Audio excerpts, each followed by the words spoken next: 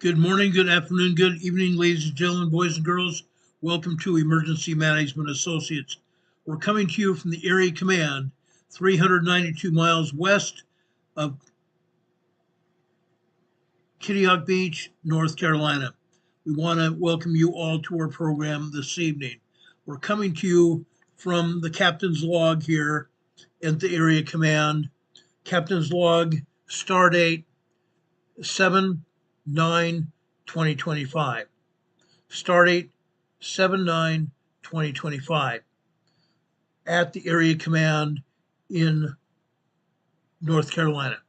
We want to welcome everybody here. Now, yes, I haven't gotten this down pat as to what I'm talking about yet, but I wanted to inject just a little bit of humor into our broadcast. But this broadcast is anything but humorous at all.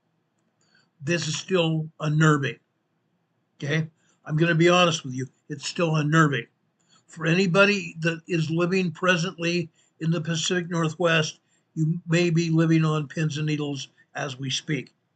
Anybody that's going to be anything but humorous at all. Anybody that's going to be traveling to the Pacific Northwest in the very near future, even right now, you need to be on pins and needles as well, because there is a lot of activity happening. Things are changing even as we speak. I want to make sure everybody understands that. Things are changing in the Pacific Northwest as we speak. Okay? Now, I know some of you that watch this program are going to be traveling to the Pacific Northwest in the next few weeks and months.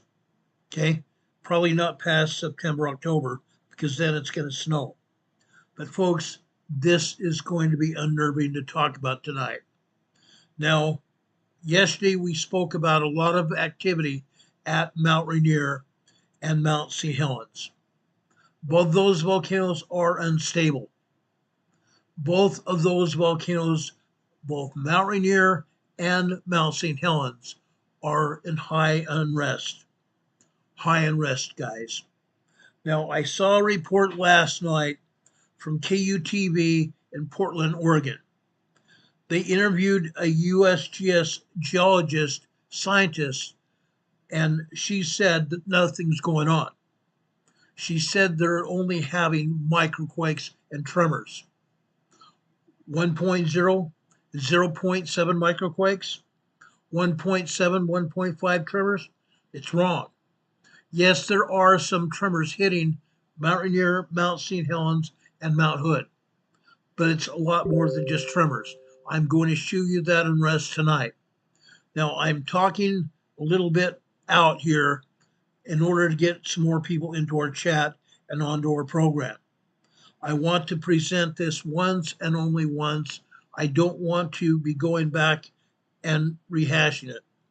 I want to make sure everybody is understanding where we're coming from. Okay?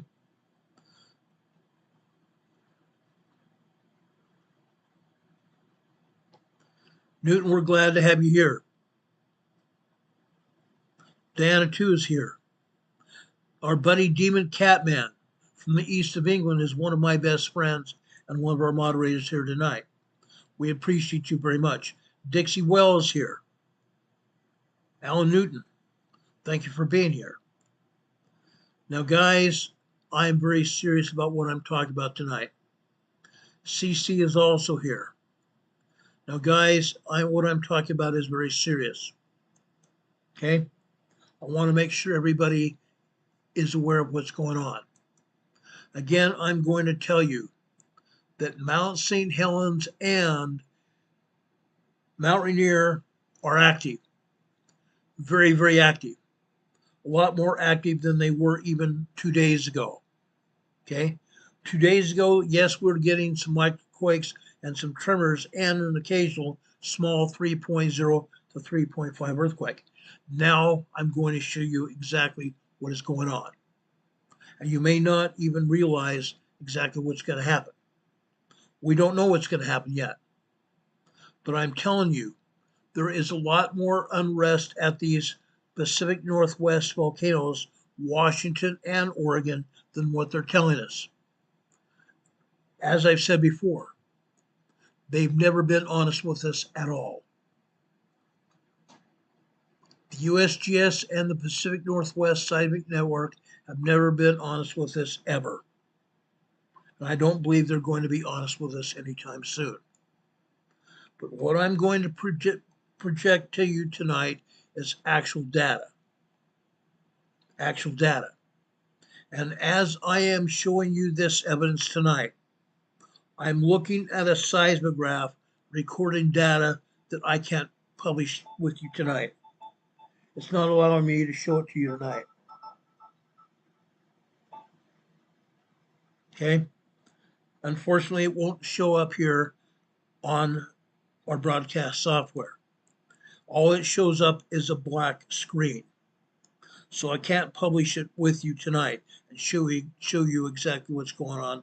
Right now, things have calmed down a little bit over at Mount St. Helens and Mount Rainier, but it hasn't been the case literally all day long. Now, things might calm down for a little bit, but I honestly don't expect it to continue. There is a lot of magma pouring into these volcanoes. I want everybody to realize it. There is a lot of magma pouring into these volcanoes. I'm going to show it to you now. Guys, this is serious. This is very serious. I'm going to start off here at Mount Adams.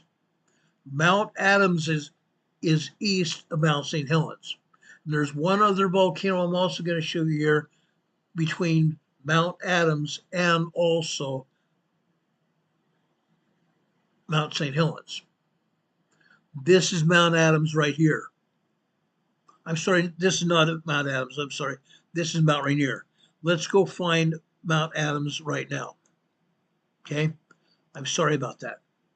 That was Mount Rainier. Now, I'm going to show you Mount Adams right now. Mount Adams is also active. Again, this is east of Mount St. Helens. Look at this. Each one of these lines represents 15-minute time period. Each horizontal line is estimated to contain 15 minutes of time period. Also on each line, the thicker the line, the more magma coming into the magma chamber. The vertical lines you see here are actual activity at the volcano. Tremors and also earthquakes. The smaller the lines, they are tremors. The smaller lines are tremors. The longer lines are actual earthquakes, 2.0 to 3.0 earthquakes. Okay? I believe there's only one 3.0 earthquake, and that is later this afternoon here at Mount Adams.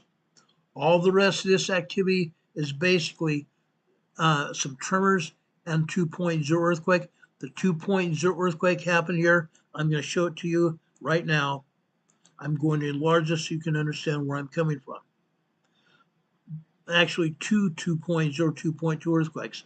One happened after 7 p.m. last night. You see on the black line, okay? The third black line here. That third black line here is actually 8 p.m. on the left-hand side. Over here in the middle here, this is actually about 8:10 p.m. 8:10 p.m. last night. That's a 2.3 earthquake. We jump down to where you see 21 on the left-hand side, and you see the red line off to the right. That is 9:15 last night. We go over about 2 minutes over, and we see a 2.1, 2.2 earthquake there. All the rest of this activity here at Mount Adams is tremors. Tremors here. The thicker the lines, the more magma coming into the magma chamber. These are called magma pulse signals. The thicker the line, more magma. The thinner the line, less magma. Magma pulse signals here. Mount Adams is active. Let me show you another seismogram at Mount Adams. This seismogram I'm going to show you now is what we call the HHN channel. Mount Adams has a seismograph that's recording data at that volcano. It is a 3-channel seismograph. This channel allows us to see magma pouring into Mount Adams. The wavier the lines, the more magma that's coming into the volcano. Look at this. Up at the top last night, starting about 5 p.m. Crazy wild curvy lines. More magma pouring into the volcano. And off and on all day long until later today, after, I want to say, let me enlarge this so you can see it, what I'm talking about. After 9 a.m. today, between 9 a.m. and 2 p.m., we had very curvy lines. These curvy lines represent very low frequency radio waves. The very low frequency waves are caused by magma coming into the magma chamber of these volcanoes. That's what I'm showing you here.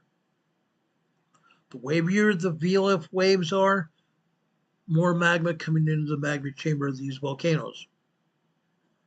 Now, let's go back to the other seismogram. That's why I want to show you this. Look at this. They're definitely not showing us everything that's going on. How's that possible?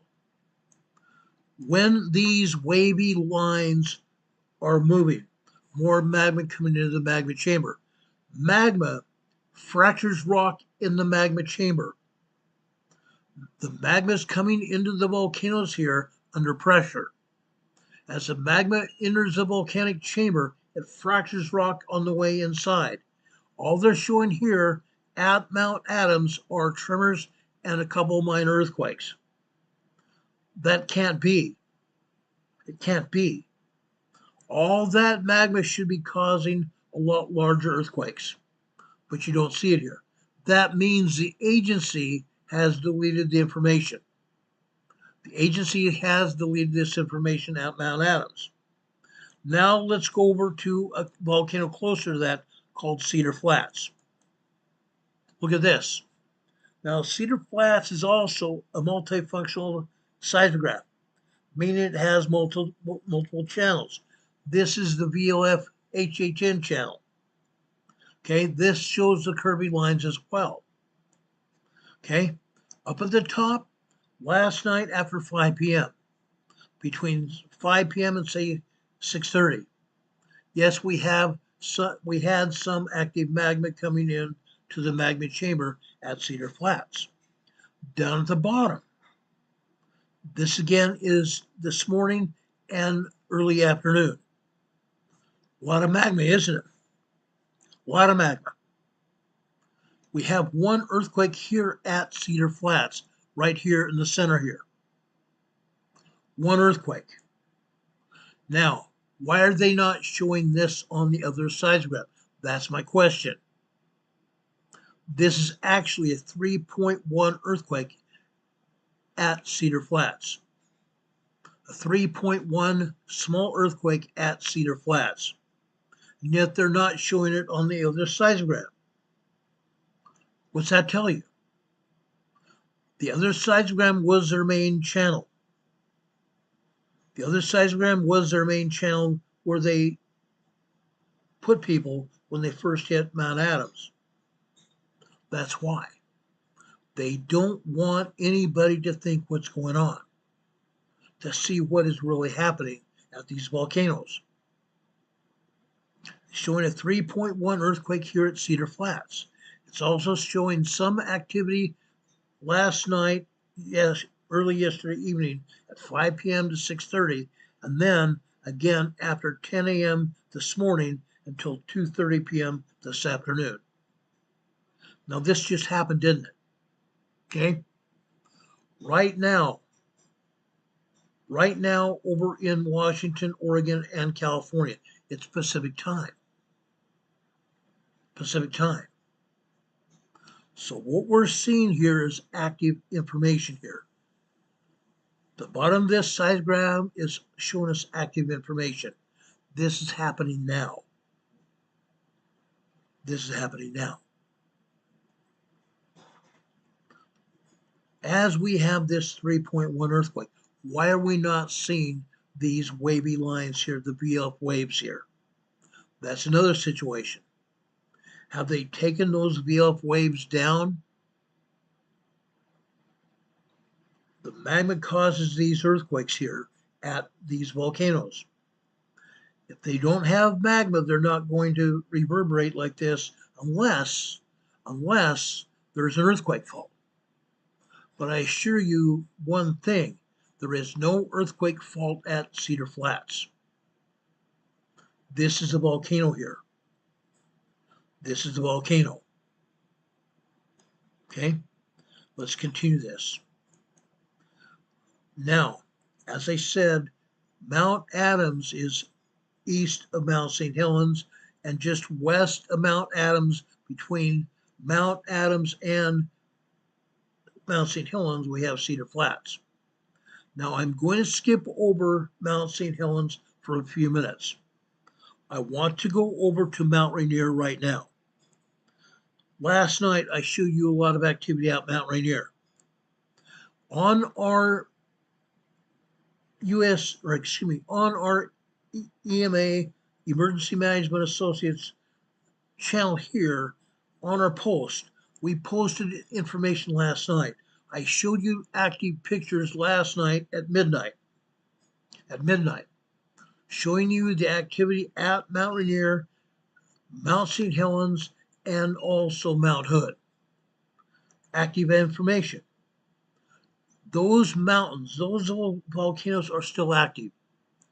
Very, very active. Let's go take a look at Mount St. Helens, at Mount Rainier right now. This is what is happening at Mount Rainier right now, at the bottom of the seismograph. Look at the top of it. The top of it was 5 p.m. yesterday evening as we were on the air. I showed you what was happening yesterday. It was very active. Very, very active after about 10 a.m. yesterday morning. It's still active.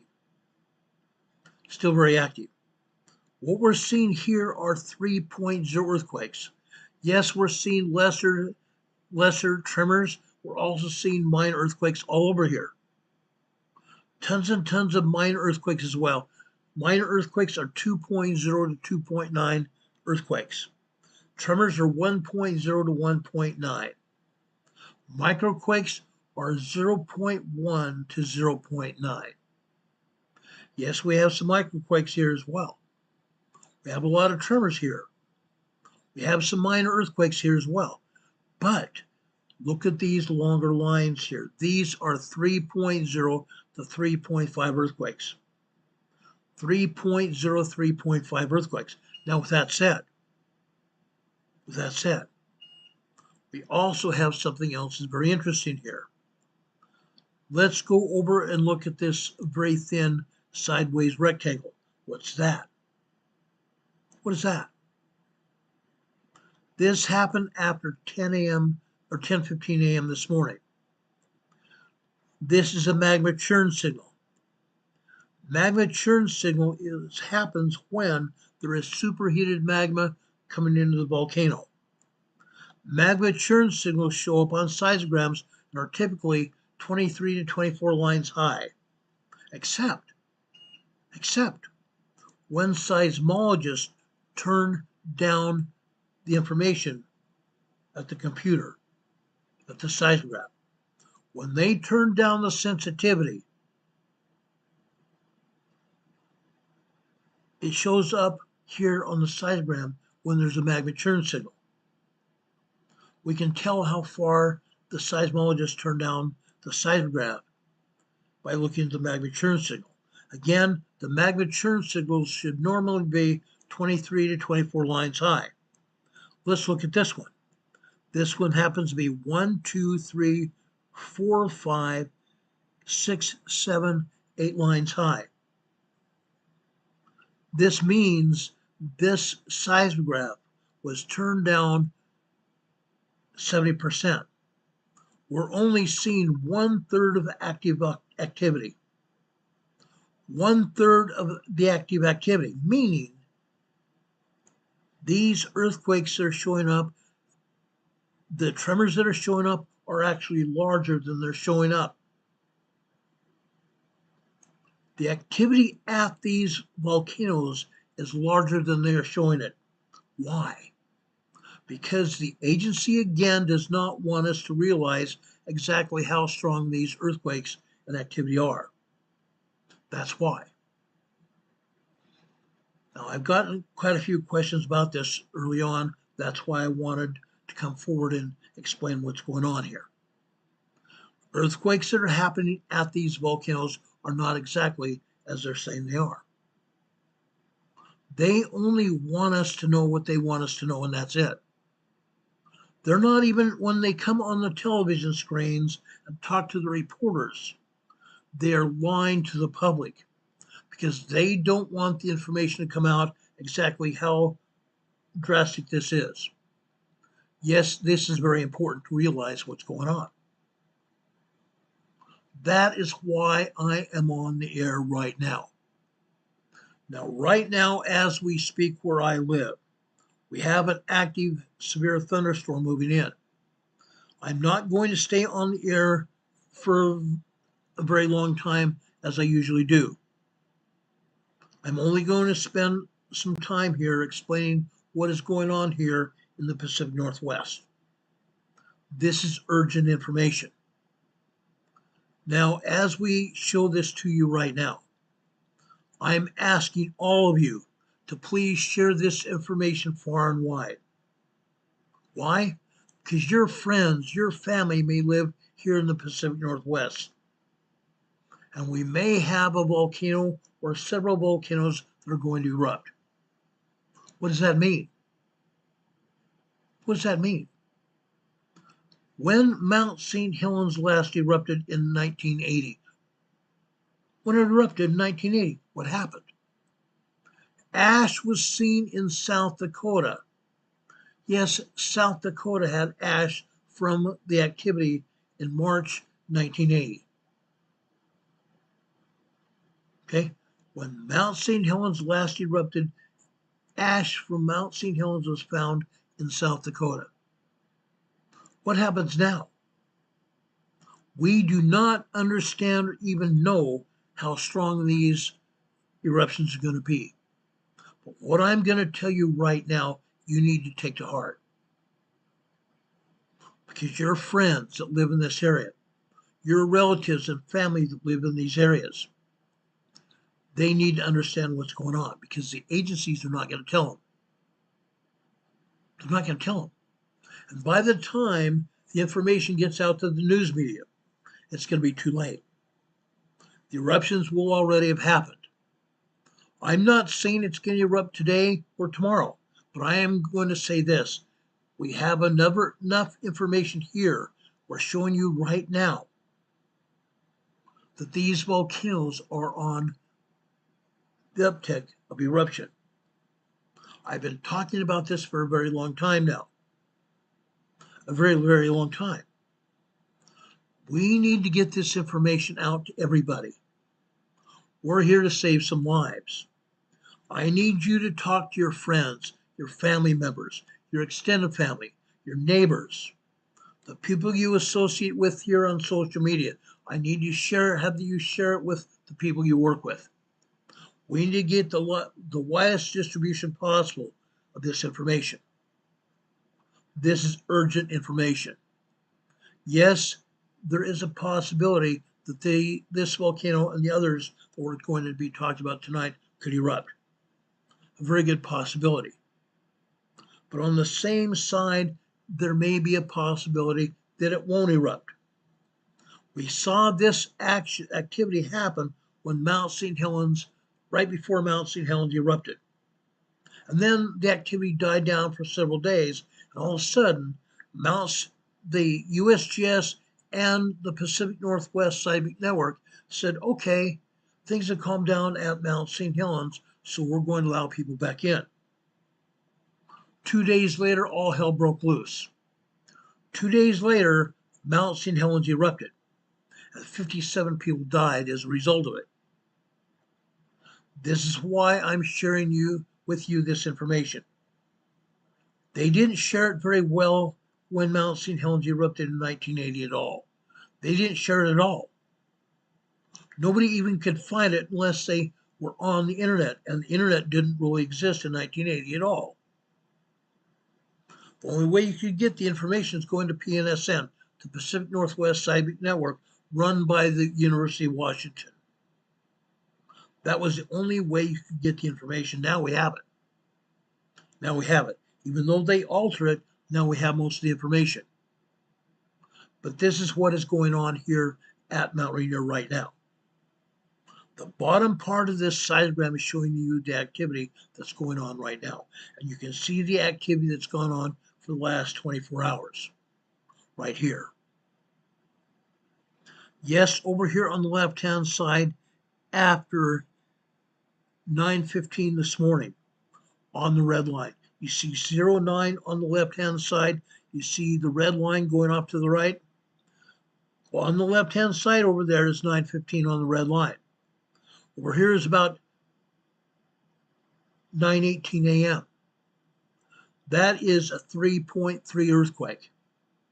A 3.3 earthquake, right as it says right there. But remember, the magma churn signal is off to the right. Remember that? That says that the seismologist turned the seismograph down. 70% turn down, which means this 3.3 earthquake could probably be a 4.0. A 4.0 modern earthquake, when they are telling the public that these earthquakes are no more than tremors. They're telling the public, and I heard them say it last night, that these were nothing but tremors. On KUTV last night, they said, KUTV is in Portland, guys. On KUTV last night, they said this activity was nothing more than tremors. Maybe I need to find that information right now and show it to you. Let me go to KUTV right now and see if I can pull it up, and I'll show it to you myself. Because you need to know it. You need to understand that these people are lying to our faces.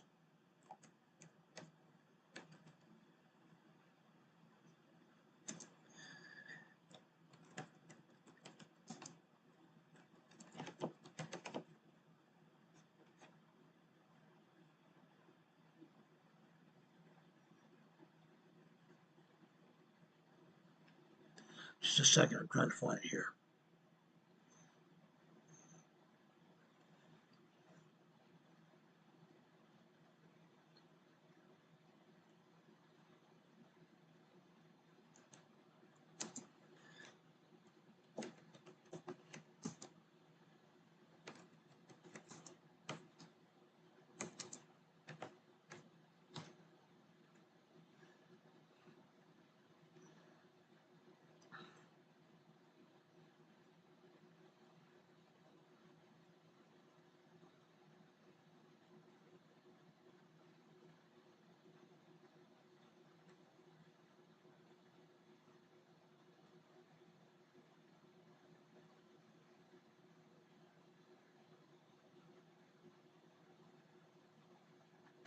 Just a second, I'm trying to find this.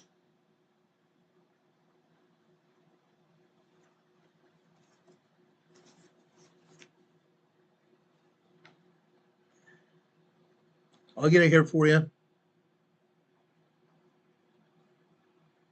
And I'm sorry I said KUTV. I believe that's in Salt Lake City. But the newscast came out of Portland last night. And I'll have it for you in just a minute.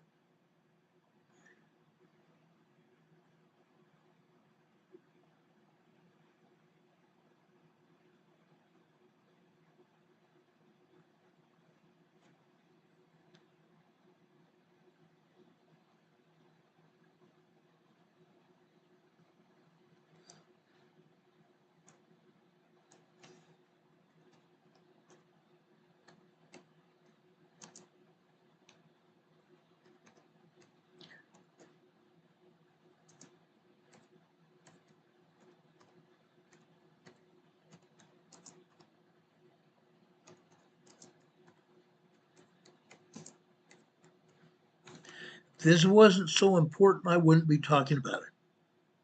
Okay? That's why I'm here. I want to make sure everybody understands what's going on here.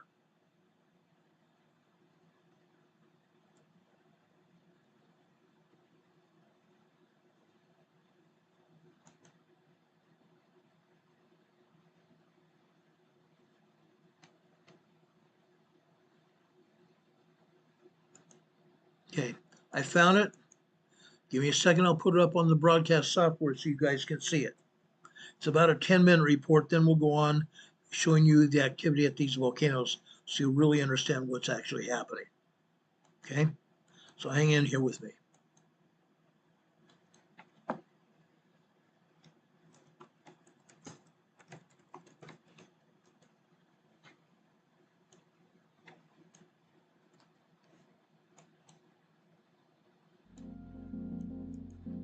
Beneath the serene beauty of the Pacific Northwest lies a chain of sleeping giants, majestic snow-capped volcanoes that have shaped the land for millennia and could, at any moment, reshape it again. The Cascade Range, stretching from Northern California to British Columbia, is home to some of the most dangerous volcanoes in North America. Towering over cities like Seattle and Portland, these volcanoes sit silently now. But silence, in geology, is never a guarantee of safety. In 1980, Mount St. Helens erupted with the force of hundreds of atomic bombs, flattening forests, choking skies, and shocking a nation. That was just one volcano. There are over a dozen more, and recently, subtle signs, swarms of earthquakes, shifting ground, whispers of gas from hidden vents, have begun to stir beneath their surface. Could this be a sign of what is to come? Are the Cascade volcanoes waking up? Let's find out. Don't forget to click on that subscribe button and like this video, as it's the best way to support this channel. The Cascade volcanoes owe their existence to a dramatic tectonic process that occurs deep beneath the Earth's surface. Along the western margin of North America, the Juan de Fuca plate is slowly sliding beneath the North American plate in a process known as subduction. As the oceanic plate descends into the mantle, it heats up and begins to release water and other volatiles. This lowers the melting point of the overlying mantle rock, producing magma that rises through the crust, ultimately feeding the volcanoes of the Cascade Arc. This subduction zone creates a volcanic arc that spans more than 700 miles, forming over a dozen major volcanoes and many smaller cones, domes, and fissures. Notable peaks include Mount Shasta and Lassen Peak in Northern California, Mount Hood and the Three Sisters in Oregon, Mount St. Helens, Mount Rainier, and Mount Baker in Washington, and Mount Garibaldi in British Columbia. The type of volcano most common in this arc is the stratovolcano, steep, conical, and built from alternating layers of lava, ash, and pyroclastic material. Unlike the shield volcanoes of Hawaii, stratovolcanoes are known for their explosive eruptions, which can have devastating consequences for the surrounding regions. These eruptions are driven by thick, viscous magma that traps gases until the pressure becomes unbearable and is released in violent bursts. The combination of geological activity, population density, and limited public awareness makes the Cascades one of the most dangerous volcanic regions in the world. The history of the Cascade volcanoes is one of awe-inspiring eruptions and long periods of deceptive calm. One of the most iconic events in American geological history occurred on May 18, 1980, when Mount St. Helens erupted catastrophically. After 2 months of seismic unrest and visible swelling, a massive landslide, the largest in recorded history, unleashed the volcano's northern flank, triggering a lateral blast that devastated nearly 230 square miles of forest. Ash clouds rose 80,000 feet into the atmosphere, paralyzing air traffic and depositing ash as far as Oklahoma. The eruption released 24 megatons of thermal energy, about 1,600 times the power of the Hiroshima bomb. Though many were evacuated in advance, 57 people still lost their lives, and the eruption caused billions of dollars in damage. Then, in September 2004, after years of quiet, Mount St. Helens stirred back to life. Over the next 3.5 years, it produced a slow-moving, dome-building eruption that steadily extruded lava into the crater. Though less explosive than in 1980, it was a powerful reminder that the volcano remains active and is capable of an eruption anytime. But Mount St. Helens is not the only Cascade volcano with a history of eruption. Mount Rainier, the tallest peak in the range, has erupted multiple times over the past 10,000 years. Its last significant eruptive period occurred around 1,000 years ago, making it one of the more historically active volcanoes in the Cascades. Mount Hood in Oregon erupted in the 1790s, and geologists believe it is capable of erupting again with little warning. Mount Shasta in California has erupted multiple times in the past 4,000 years, and Mount Mazama's massive eruption, roughly 7,700 years ago, formed the iconic Crater Lake, burying the region under meters of ash. These historical eruptions remind us that while the Cascades may slumber, they are never truly asleep.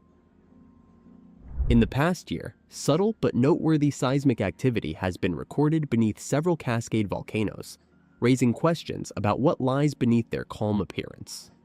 Most notably, a swarm of over a dozen earthquakes, each less than magnitude 2.0, was detected beneath Mount Adams in early 2025. Though too small to be felt on the surface, the swarm prompted increased scrutiny from scientists at the U.S. Geological Survey and the Pacific Northwest Seismic Network. Similar low-level seismic events have continued at Mount St. Helens, which has remained intermittently active since its last eruptive phase ended in 2008, while Mount Rainier and Mount Hood have also shown minor quakes consistent with their typical behavior. Though not currently waking up, the volcanoes are under close watch, as the shift from routine activity to real warning can happen quickly. And I'm going to pause it here just for a second. They just said they're not waking up. That's a lie. They are woken up. When we see this kind of activity that we see right here, these volcanoes have already woken up. I've been saying for a very long time now, the magma plume down in the deep South Pacific is supplying magma to all the volcanoes around the world. All of these volcanoes are either in the process of waking up or already woke. Here at Mount St. Helens, Mount Rainier, Mount Hood, Mount Adams, Cedar Flats, and these other volcanoes, they're awake. They are awake, and they're moving. and often with little notice. Though the Cascade Range appears calm, scientists agree that another major eruption is inevitable. Volcanic activity in this region is driven by the ongoing subduction of the Juan de Fuca plate beneath the North American plate, generating magma beneath more than a dozen major volcanoes. Many of these volcanoes have erupted within the past few thousand years and remain active today. Mount Rainier is considered the most dangerous volcano in the United States, not just for its eruption risk, but for its massive ice cover. Even a minor eruption could unleash deadly lahars racing toward Washington, leaving residents with less than 40 minutes to escape, threatening over 80,000 people and turning calm valleys into disaster zones. Mount Hood, just 50 miles from Portland, Oregon, and Mount Shasta in Northern California, one of the largest volcanoes in the Cascades, also pose serious threats. Both lie near major cities and transport routes, and even small eruptions could disrupt water supplies, shut down highways, and blanket communities in ash. If Mount St. Helens erupts again, nearby towns, hit hard in 1980, could once more face catastrophic lahars, flooding, and ashfall, as the landscape still bears the scars and instability left behind. Other volcanoes, such as Glacier Peak, Mount Baker, and the Three Sisters, have shown signs of unrest and also pose risks to nearby towns. Lahars, ashfall, and pyroclastic flows are the most immediate hazards, but long-term impacts include power outages, air traffic disruption, crop failure, and economic losses potentially reaching tens of billions of dollars. Though the exact timing is uncertain, the science is clear. The Cascade volcanoes are active, unpredictable, and could erupt with little warning. putting millions of lives and vital infrastructure in the Pacific Northwest at risk. Even a moderate eruption could unleash chaos. Did a medical professional's mistake leave your life? Sorry about that.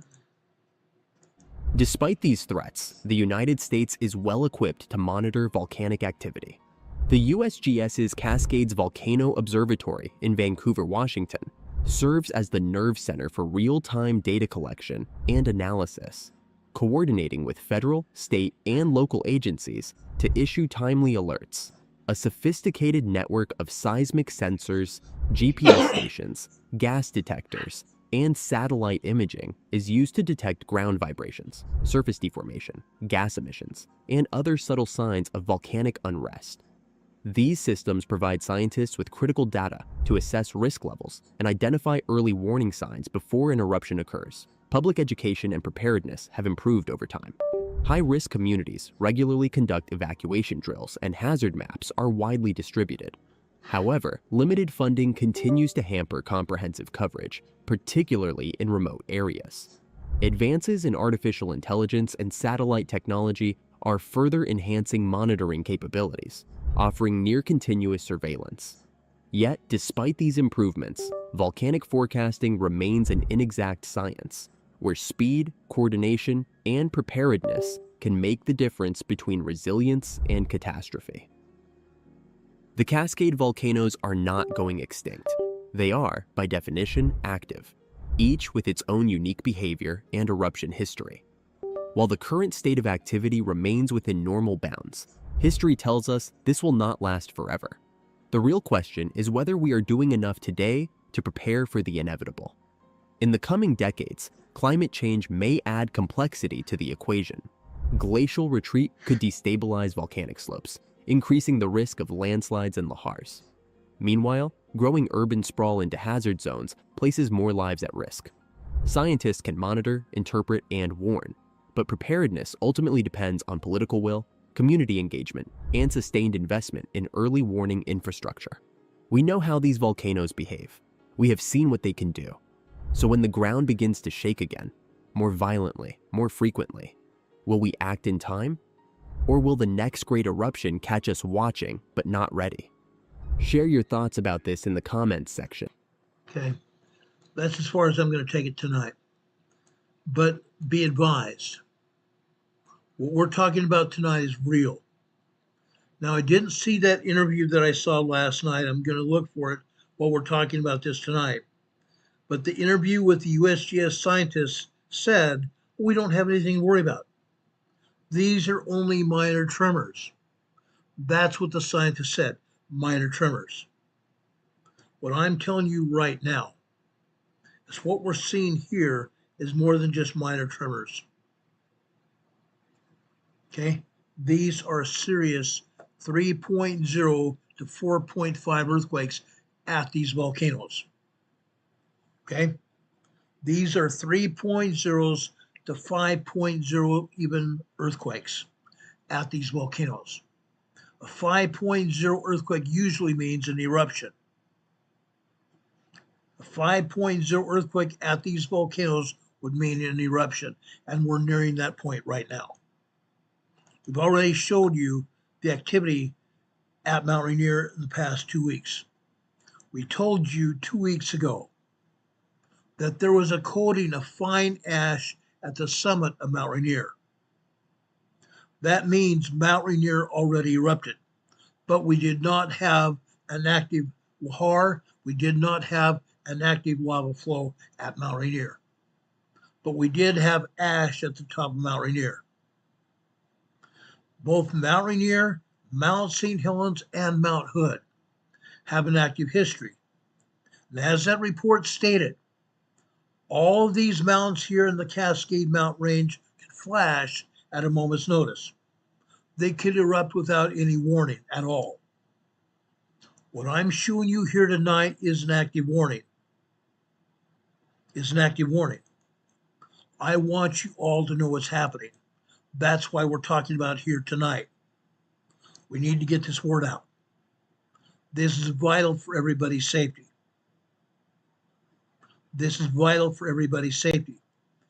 Let me give you another seismogram here. This comes from Emerald Ridge on Mount Rainier. Mount Rainier has about 35 different seismograms on the mountain. This is Emerald Ridge.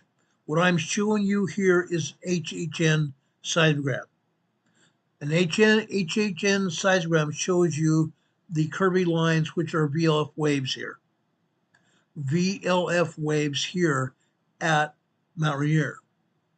Now, this is not, there are several different seismographs you can go to, but this is the only active seismogram showing you the VLF waves here at Mount Rainier. Look at this. Look at this. Late yesterday evening, after 5 p.m., we had a lot of active magma flowing at 5 p.m. to about 7 o'clock last night. But again, they're not showing anything after that. Hardly anything after that. But down here in the center here, center left, look at that earthquake. 9:18 this morning. 9:18 this morning. A 3.1 earthquake.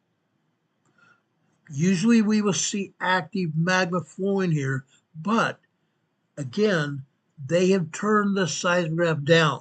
So it's not showing us all the activity here that's happening here at Mount Rainier at Emerald Ridge. It's showing us very low activity because, again, they don't want us knowing the facts of what's going on. Because if we know the exact facts, we're going to put 2 and 2 together, and it's going to equal 4, not 5, and not 3 as well. Again, Mount Rainier is active. Mount St. Helens is active. Mount Hood is active as well. Let me show you another seismogram here at Mount Rainier.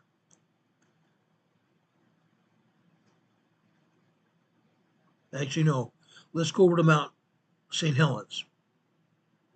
Let's go over to Mount St. Helens. I want to show you East Dome Mount St. Helens now.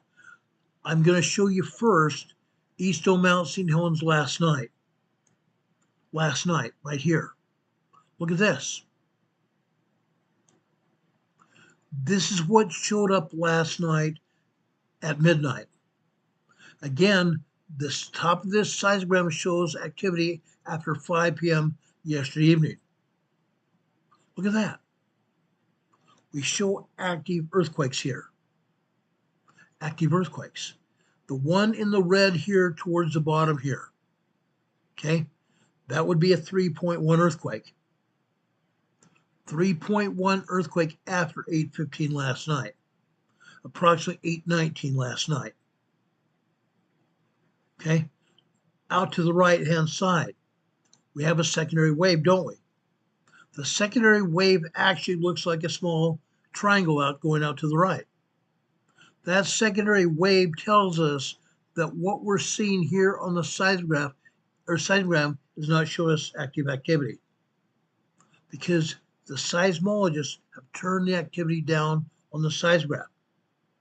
But what we're seeing on the secondary wave here is at least 3.5 or larger activity. The secondary wave gives us that information.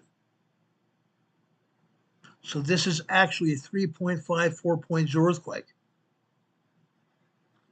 These other earthquakes shown here are actually larger as well. But I want to show you today's seismograph. I want to show you what's happening right now. Because what I'm going to show you is not what they had last night. Look at this. They're not showing us realistic data. They changed it. They changed the seismogram completely. What they showed us last night didn't show up this afternoon. At the top, this should be the same seismogram that you saw last night. Should be the same one, but it's not, because they changed it. They doctored the seismogram to show you the information. They pulled the information down because they don't want anybody to know exactly what's going on. That's why I'm showing you this. Yes, Mount St. Helens, and by the way, This is East Dome Mount St. Helens. This seismograph sits up on the top of that big, huge lava plug at the top of Mount St. Helens. Yes, this is active. You can see the earthquakes hitting here. These are real earthquakes. These are real earthquakes. We don't have an active magma churn signal to show you here on this particular seismograph. But given the history, we know that the scientists or the seismologists turned the seismograph down. They turned the seismograph down. It's not giving us accurate information. The earthquakes we're seeing here at East Dome, Mount St. Helens, and all the other seismographs here that we're showing you are doctored. They only want us to see the information they want us to see, nothing else. They want us to believe that nothing's happening. They want us to believe nothing's happening. Yes, Mount St. Helens here is very active. East Dome Mount St. Helens seismograph is showing us the details, but they're not showing us everything. They've doctored it. They've deleted activity. They have deleted activity. I just showed you that. Now I want to go over and show you Mount St. Helens September lobe. September lobe. This is what September lobe looks like right now. Okay? Not much activity, does it? Very little low activity here. Nothing more than tremors and minor earthquakes here. The longer lines here are minor earthquakes, nothing more. The smaller vertical lines here are tremors here. But what I'm going to show you now is going to dispel that rumor that nothing's going on at Mount St. Helens. Let me show you what's going on here.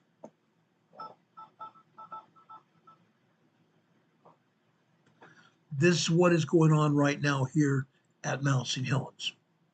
Look at this activity in the center of this seismogram. Okay, the center of this seismogram, the activity started about 11 p.m. last night. 23 on the left-hand side. 2300 is military time for 11 p.m. Yes, some of the activity may have started at 10 p.m. last night. 22 on the left-hand side. But the majority of the activity here started up after 11 p.m. last night. And it continued until after 8 a.m. this morning. Heavy duty VLF waves here.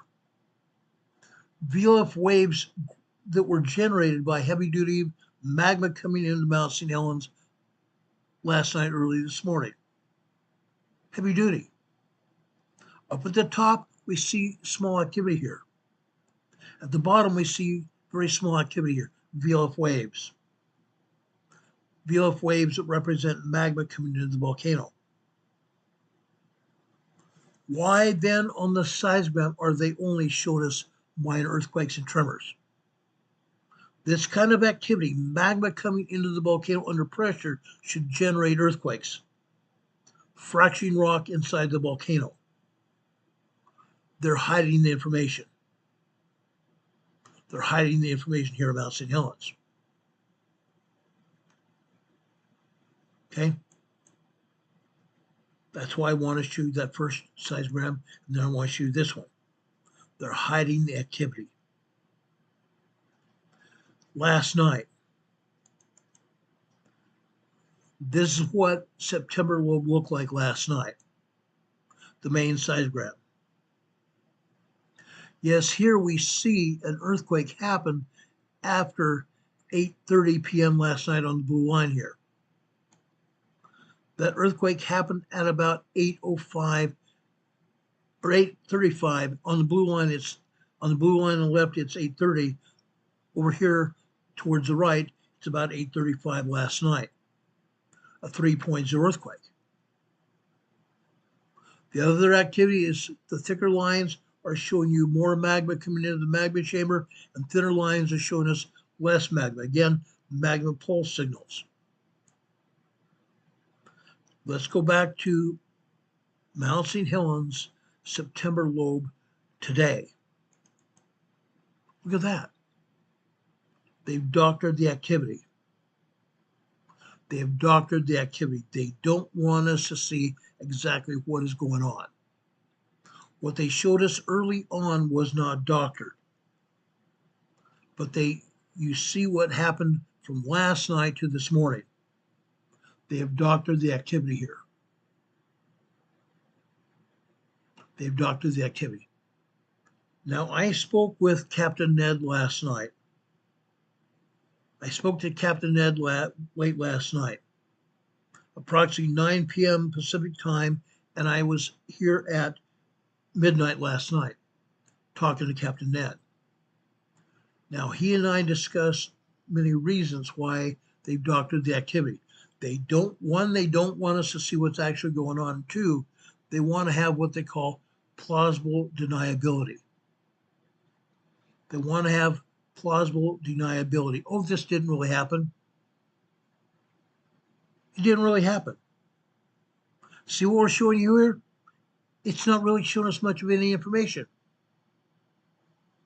They want us to think that nothing's going on, that nothing really happened last night, but it did. And it's still happening right now at Mount St. Helens. At Mount St. Helens. The activity's not going away. It's not going away by a long shot. Okay? That's why I show you two seismograms from different areas here. Now, I want to also show you something else.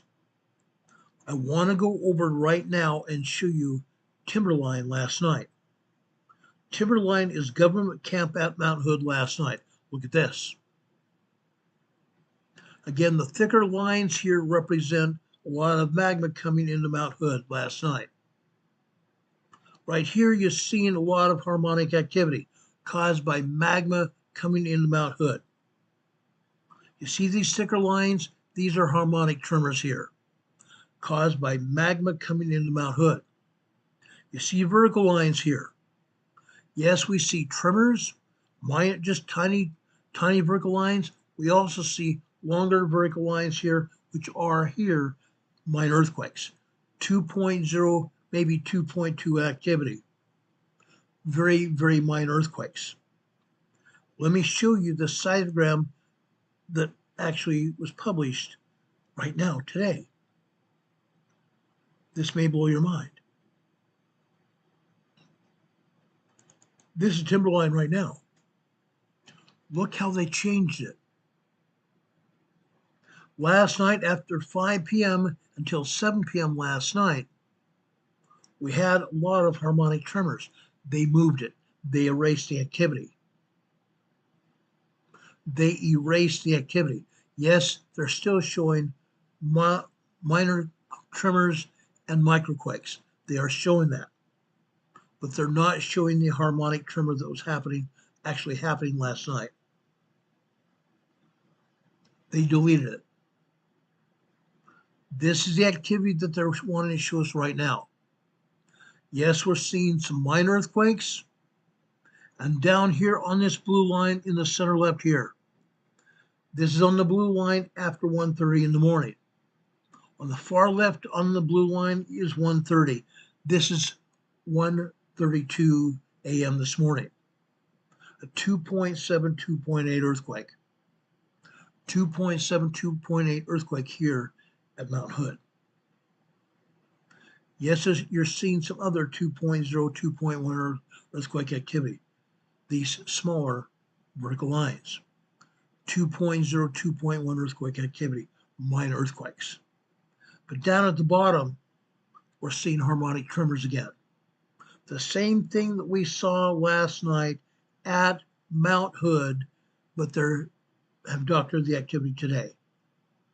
They don't want to show us the activity because they're hiding the activity. Harmonic tremors lead to large earthquakes. Harmonic tremors lead to large earthquakes. Okay? I want everybody to realize that. Mount Hood is also moving. Mount Hood is moving in a big way. Now I want to show you another seismogram here at Mount Hood. And this is serious. This is serious. This is Palmer Lift. Here at the top is last night as they want us to see it. From 5 p.m. until early this morning. Then from 7 a.m. until 2 p.m. here this afternoon. Pacific time again, because right now it is 6 p.m. here. On the Pacific coast, it is 3 p.m. So what we're seeing from 7 a.m. Pacific time this morning until 2 o'clock this afternoon, actually 2:15 this afternoon, all we're seeing is harmonic tremors here. Harmonic tremors and minor earthquakes here. The longer lines are minor earthquakes. The shorter lines are tremors, harmonic tremors. Okay, this is Palmer Lift. This is Palmer Lift on the south side of Mount Hood. Palmer Lift is a ski lift, basically in the center south part of Mount Hood. The seismograph sits there. It's showing us this information, guys. Mount Hood is also moving in a big way. But there is one more seismogram I want to show you here, and it's near Mount Hood. I want to show you Barrett Spur. This is Barrett Spur all day today. From 5 p.m. yesterday evening, until this afternoon. Here on this blue line actually, on the blue line center left here, this is after 11:30 p.m. You see 23 on the left-hand side, that's 11 p.m. 2300 military time is 11 p.m. The blue line represents 11:30, and out here we're actually seeing it at approximately 11:06 or 11:36 last night. 11:36 p.m. last night on the blue line. Again, a 2.2, 2.3 earthquake here. Now we see another earthquake over here on the left-hand side. This one happened on the red line here, which is actually 4:15 this morning. Just after 4:15 this morning, we have a 2.8 earthquake. 2.8 earthquake here at Barrett Spur. This is on the north side of Mount Hood. North side of Mount Hood. But overall, look at the other activity here at Barrett Spur. Again, this is harmonic tremors. Harmonic tremors. Harmonic tremors have been happening at Mount Hood for several weeks now. Weeks. Now before that, all we were seeing are minor tremors and minor earthquakes at Mount Hood. Now we're seeing harmonic tremors. This signifies a lot of magma coming into Mount Hood. A lot of magma coming into Mount Hood causing these tremors. Vibrations. Vibrations. Now, if you want to go along with what USGS and the BS at Pacific Northwest Seismic Network is saying, you might think there's nothing going on. Nothing to see here. Move on. But I am putting out the warning voice right now that there is activity at these volcanoes. About 3 years ago, there was significant activity at Mount Hood. Enough significant activity that on a Sunday afternoon, United States Geological Survey said they put Mount Hood on an earthquake and volcanic eruption advisory. An earthquake and volcanic eruption advisory at Mount Hood. Because there was significant earthquakes here at Mount Hood to possibly trigger an eruption here 3 years ago. It didn't happen. Didn't happen. Things calmed down over a 24-hour period. Look at now. Harmonic tremors, a lot of harmonic tremors. But again, the agency's not lifting the volcanic alert level. Oh, this is just green. Nothing's going to happen. They still have these volcanoes at level green. It should be leveled yellow.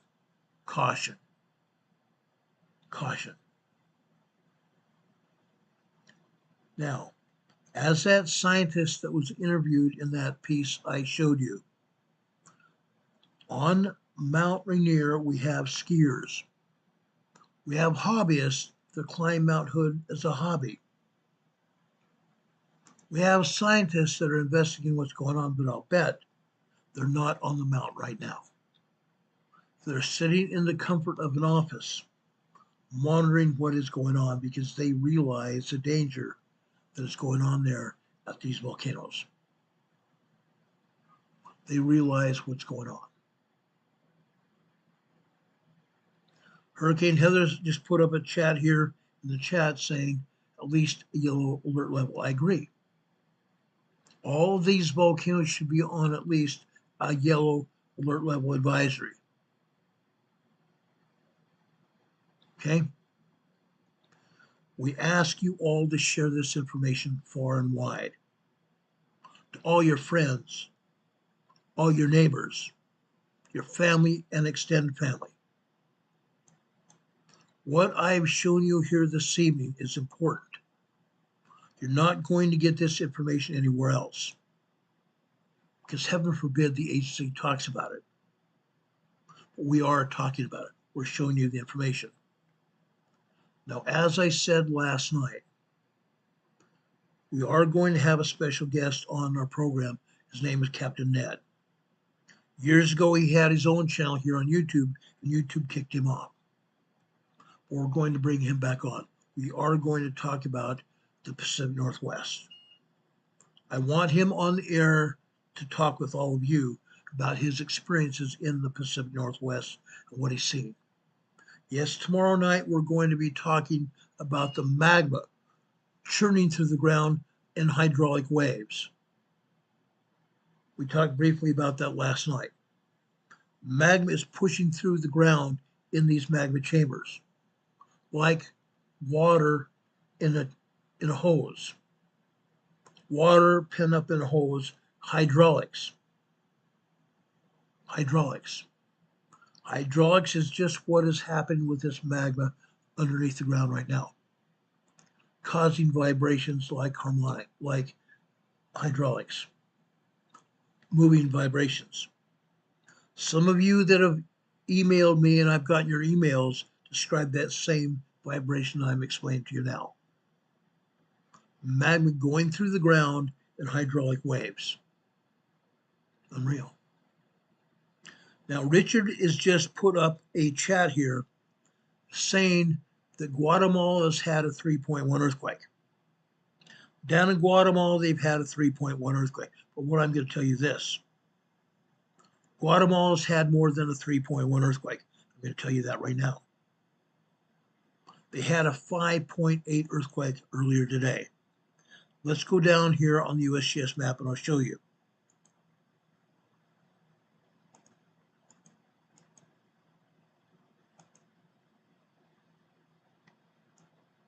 Okay, that was showing you Southern California. That's Northern Mexico. Southern Mexico here, guess what?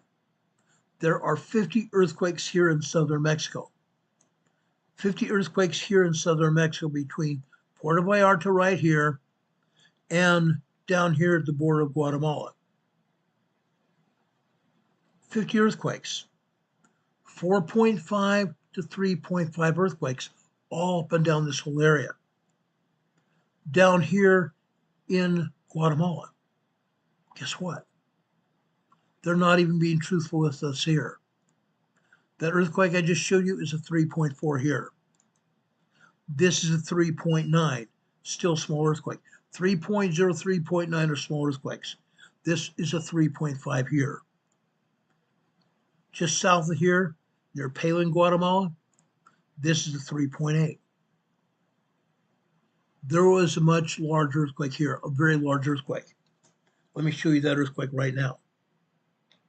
This might blow your mind. Let me get into my device. I want to show you this.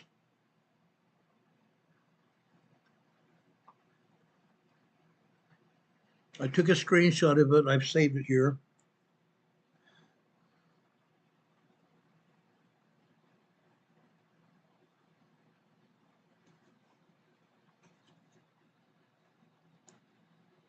Look at this, guys.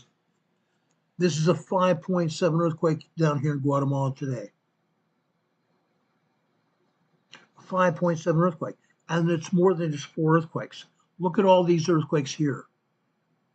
There are 47 earthquakes here in Guatemala. 47 earthquakes. Why are they not showing these earthquakes on the USGS map? Unreal. Unreal. San Vicente de Pacaya, Guatemala. A 5.7 earthquake here. Why are they not showing it? Inquiring minds want to know. It's not just that, there are other earthquakes there in Central America as well. But they have not been kind to show what's going on. Because again, they don't want any of us to know what's happening. They want to keep our minds and ears away from it. Heaven forbid they tell us what's going on. Look at this. The EMSC, the European map, is showing us 100 plus earthquakes right there. 100 plus earthquakes right there.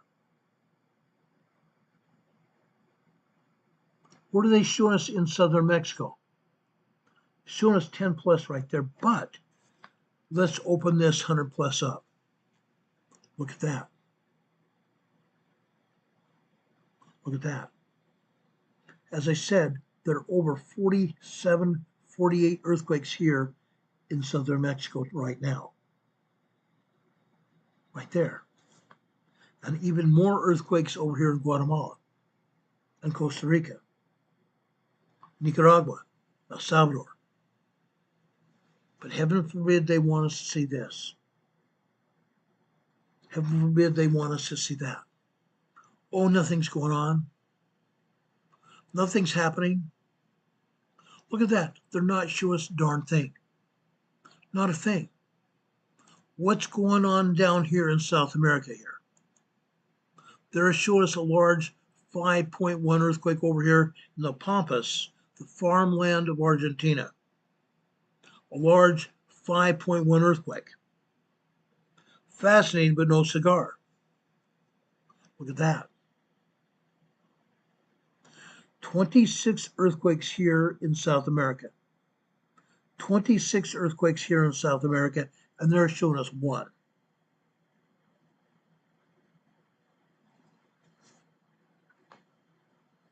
It's insane, guys. It's totally insane. Now, I want to go across the Pacific to the Western Pacific. Okay? I want to go down here along the Mariana Trench, the Mariana Islands here. Here we have a 5.1 earthquake. 5.1 earthquake here in the Mariana Islands. Let's open this USGS map up to show you what is going on over there. Because they're not going to show it to us, are they? Heaven forbid. This is a 5.3 earthquake over here in the Izu Islands, South Japan. Here's that 5.3 earthquake here on the European map. But they're still not showing us everything going on, are they? Heaven forbid. Heaven forbid they show us exactly what's happening. Let me move this map down. We're here off the northeast coast of Hokkaido, Japan. Off the northeast coast of Hokkaido, Japan, we have a 4.6 earthquake here. South of there here, off the east coast, near Onagawa, Cho, Japan, we have a 5.0 earthquake here. A 5.0 earthquake right there. Then closer into the coast of Japan. This is near Miyagi Prefecture, Japan. Near, might I say near, where Fukushima was. Remember Fukushima, guys? This is a 3.3 earthquake right there. USGS is not showing to us, are they? Heaven forbid. Heaven forbid. But they want to show us this earthquake right here. The 5.3 earthquake over in the Izu Islands of the southeast coast of Japan. But they can't even be honest with us about what's really going on. Surrounding that 5.3 earthquake, we have 4 other earthquakes. Aftershocks. Aftershocks of that 5.3. To the north here, we have a 4.6. To the west, northwest here, or northeast, to the northeast, we have a 4.6. South of that 5.3, we have a 4.3. And southwest of there, we have another 4.3. 4 aftershocks to that 5.3 earthquake. The USGS seems to think nobody cares about. But that's not all, folks. There's more. There's more, guys. Because they don't want anybody to know what's happening. Heaven forbid. Heaven forbid they are honest with us.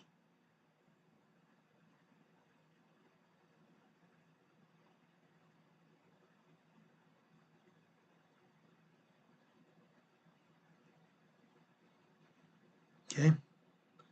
I want to go over here to southern Japan. Southern Japan.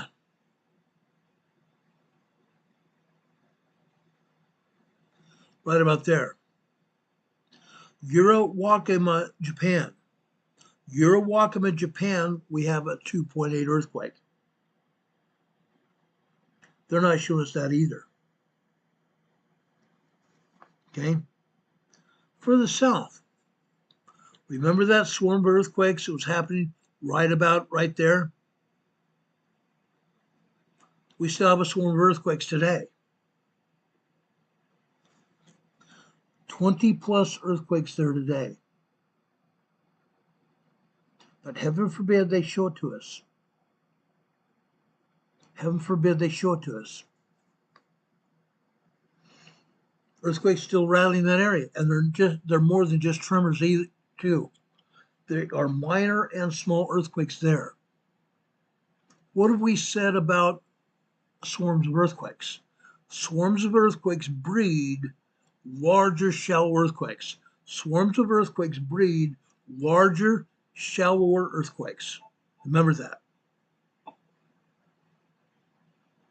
Remember that. But they're not going to tell us, are they? Heaven forbid. Heaven forbid. Yes, I'm showing you guys what's going on. Earthquakes in the United States as well, but we're going to get to that in a minute. We're going to get to that in a minute.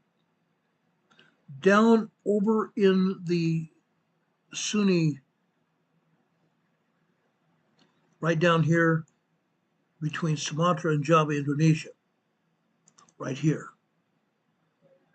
This is another 5.4 earthquake here. 5.4 earthquake here in the Sunni Trench. In the Sunni Trench. What also do we have here? Right there. What do we have there? A volcano, don't we? What kind of volcano do we have? Krakatoa. Krakatoa volcano. But over here we have a 5.4 large earthquake.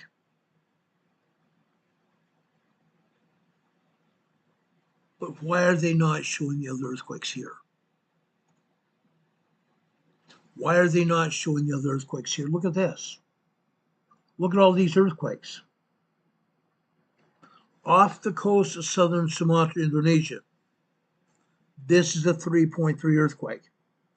North of that 5.3 earthquake, we have a 2.5. South of that 5.3, we have another 3.5. Aftershocks from that 5.3 earthquake. South there over off on Java, West Java, Indonesia, a 3.3. South there, off the coast, is another 3.0. South of there is another earthquake here. This is another 3.3. They're not showing us that. They're not showing us anything. They're not showing us anything, guys. Sad but true. Up here in northern Sumatra, Indonesia, right here. More earthquakes. More earthquakes here.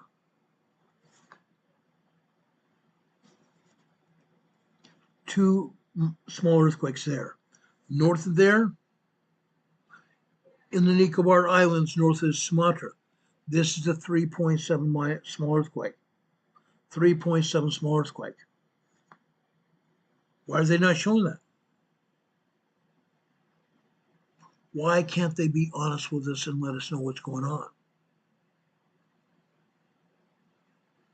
Now you see Burma here. You see Burma here. That is Myanmar. They now call it Myanmar, its own country. All these earthquakes here in Myanmar are minor tremors. 1.5, 1.2, 1.6, and 1.7 tremors. Myanmar.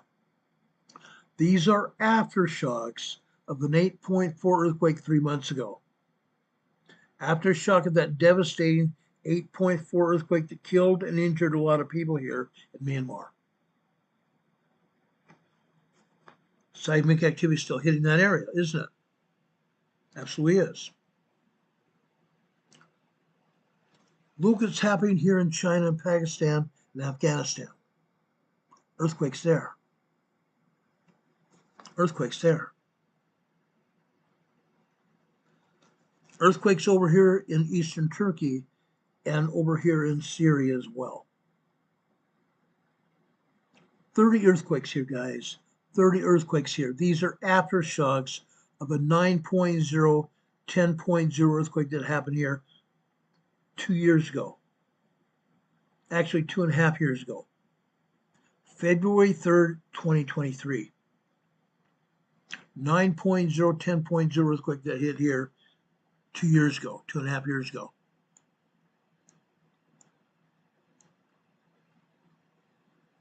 But again, nobody wants to talk about it, do they? Heaven forbid. Heaven forbid anyone wants to talk about this area right here. Eastern Turkey, Sarıyer region. 30 earthquakes hitting here.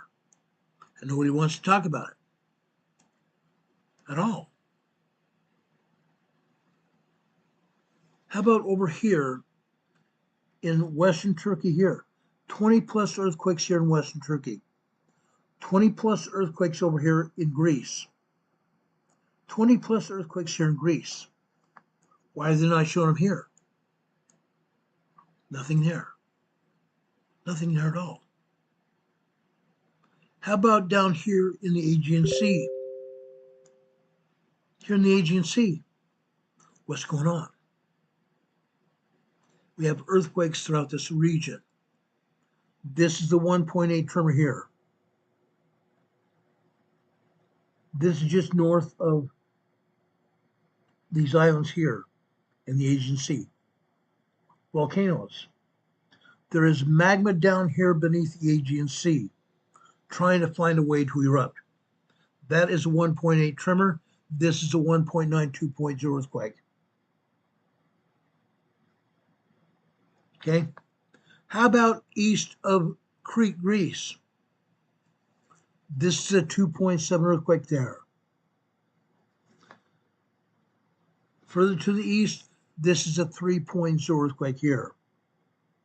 In the Aegean Sea. in the agency here. All these islands that you see here are what they call the Volcanoes Islands. The Volcanoes Islands belong to Greece. They belong to Greece. And there are plenty of earthquakes here in the Volcanoes Islands, as you can see here. USBS, not saying a word about it. Not a doggone word about it. 20 plus earthquakes in Greece alone. Let's go over to Syria, not to Syria. Let's go over to Sicily here. Let's go over here to Sicily, right here. Northern Sicily here. 2 earthquakes here in northern Sicily. A 0.9 and a 0.3 microquake right there. Further to the south, along the coastline of Sicily, Aso Italiana, Sicily. This is a 1.4 tremor here. Southern Italy. The southern Italy. In the shoe of Italy. This is a 1.2 tremor here. Interesting. Fascinating. Guess what? Let's go north here. Right up here. Near Naples. Near Naples. Right here. What do we have? Can anybody tell us what we have here? A volcano. Vesuvius volcano. Vesuvius volcano is about to erupt. Vesuvius volcano is about to erupt. And only the European agency is reporting 1 earthquake here. A 1.6 tremor here. There are tons of tremors here. I don't know why the Europeans aren't showing all the earthquakes here, but they are there. They are there. Let's go to north central Italy now, right up here. Nearly 30 earthquakes here. These swarms have been happening for quite some time. Again, that is indicative of a larger earthquake brewing here. When you see swarms of earthquakes, that usually means there's a large earthquake coming. It's going to happen. That's going to happen. Let's go over here to the Alps Mountains. Alps Mountains. The southern Alps we have here in Italy, a 1.4 tremor. We have a bunch of tremors here. Going east here, we have this 1.4, a 0.9 microquake,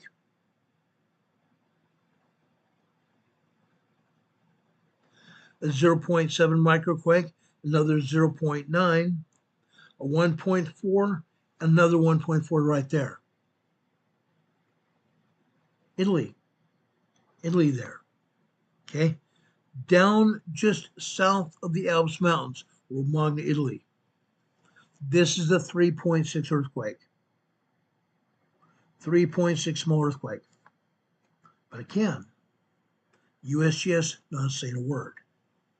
Nothing's going on. Move on. We don't see anything here. Move on. No problem. How about here in the Western Alps Mountains? Southern Italy, Piedmont, Italy. This is not southern Italy, but north, shall I say, here in the resort area of Italy here. That is a 1.0 tremor here. 1.0 tremor. Just north there, we have 2 more. 1.9 and a 0.9 there. 1.9 and a 0.9 there. West of there, this is a 2.4 earthquake here. Why are they not showing it? Why are they not showing it? Inquiring minds want to know. How about northern Germany? Mersdorf, Germany. This is a 0.6 microquake there. Mersdorf, Germany. 0.6 microquake there, right up here. Right up here, Mersdorf, Germany there. Okay? USGS not saying a word. Heaven forbid.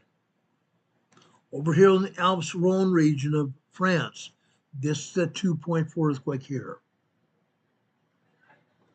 Okay? They're not showing anything, are they? As I said before, at the border region of Spain and France, we have at least 2 earthquakes, usually 2 to 3. Today we have 2. Over here on the east side of Spain, France border here, we have a 2.4. On the western side of that border, we have another 1.6 tremor. 1.6 tremor. Southern Spain, we have 5 earthquakes here. Northern Spain, you see 3 more. 3 more.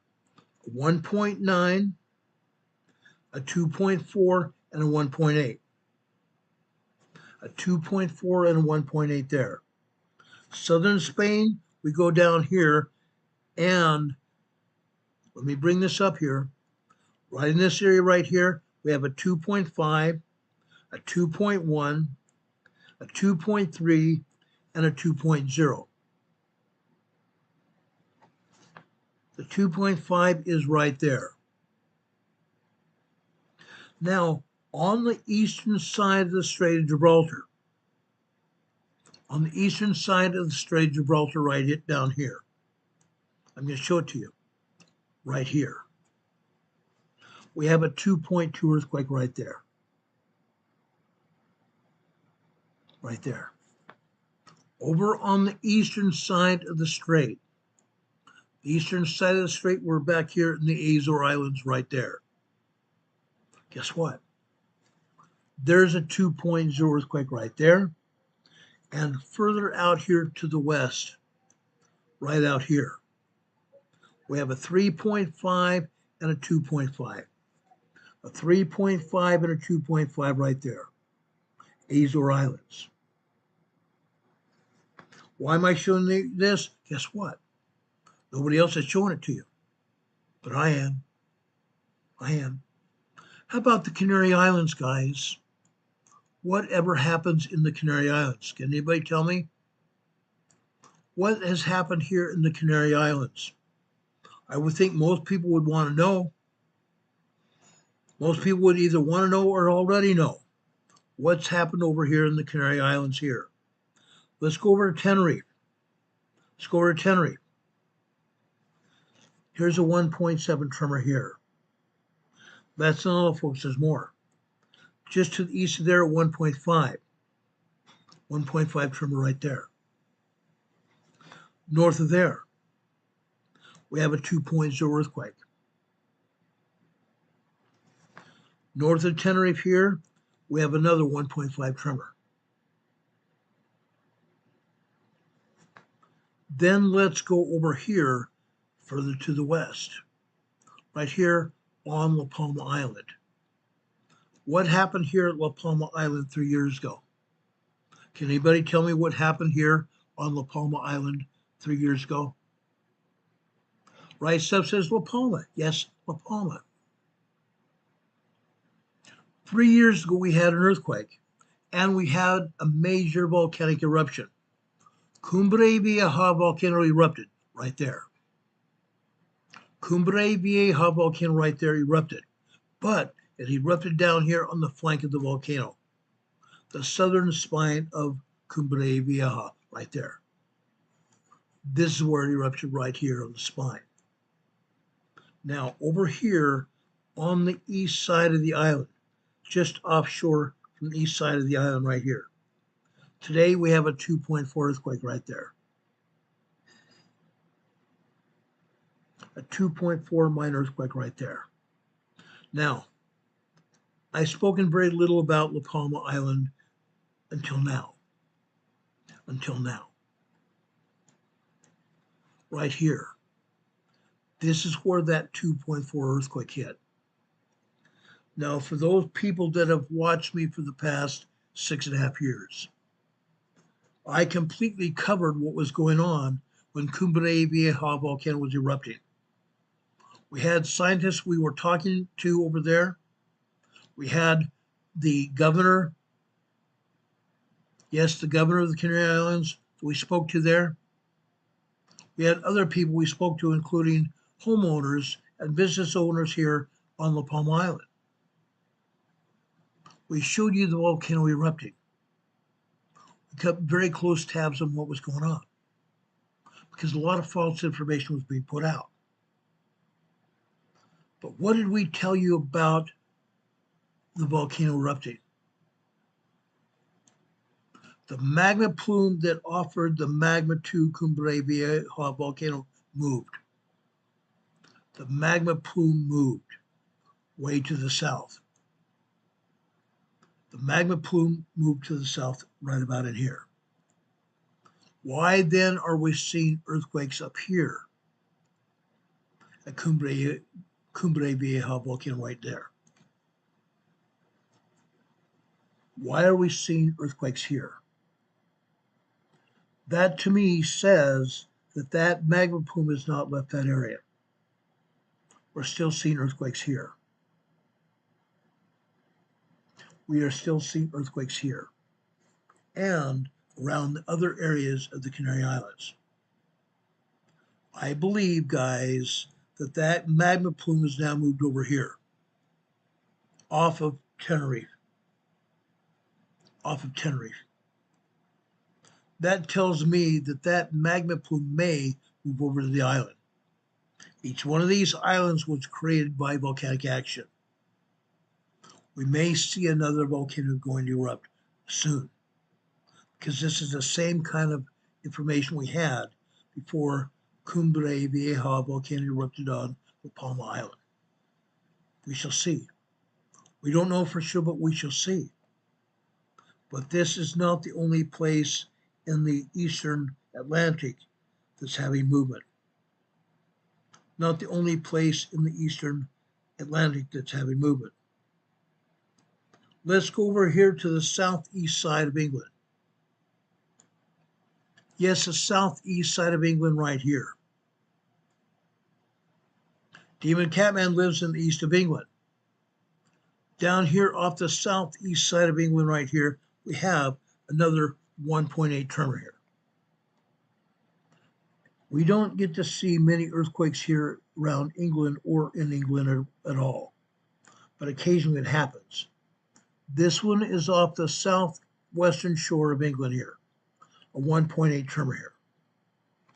A 1.8 tremor here in the North Atlantic Ocean, off of England. Yes, England, guys. But that's not all, there's more. There's more. Let's go over and look at Trondheim, Norway. Right in this area right here. Over here off the coast of Norway here, near Romsdal, Norway, we have a 1.6 tremor here. 1.6 tremor. Over here in Trondheim, we have a 1.3 tremor here.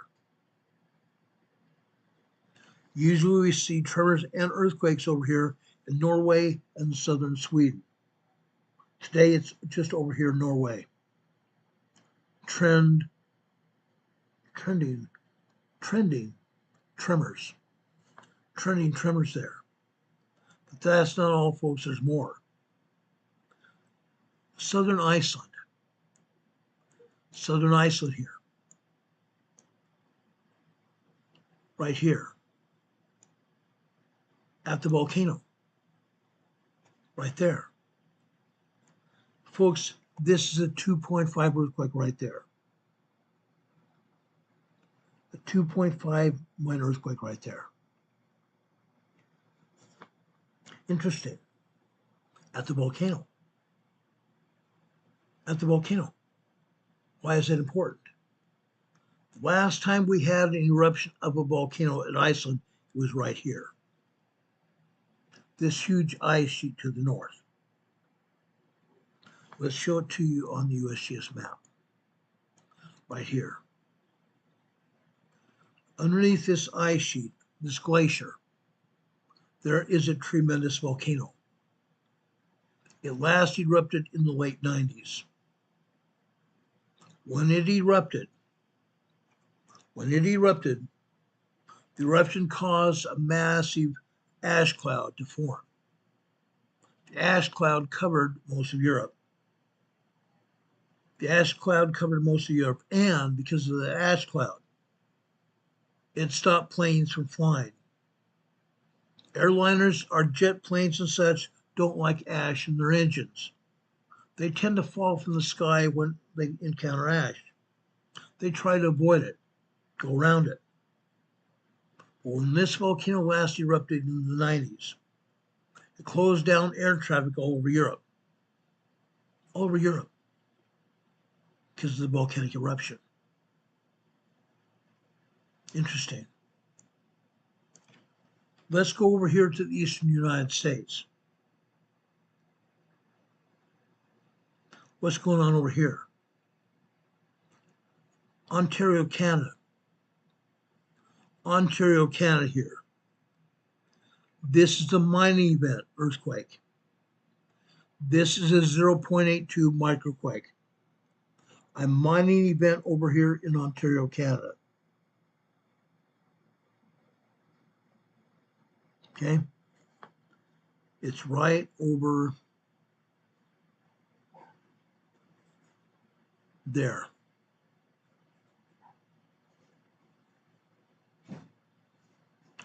Greater Sudbury, Ontario, Canada. A 0.82 microquake.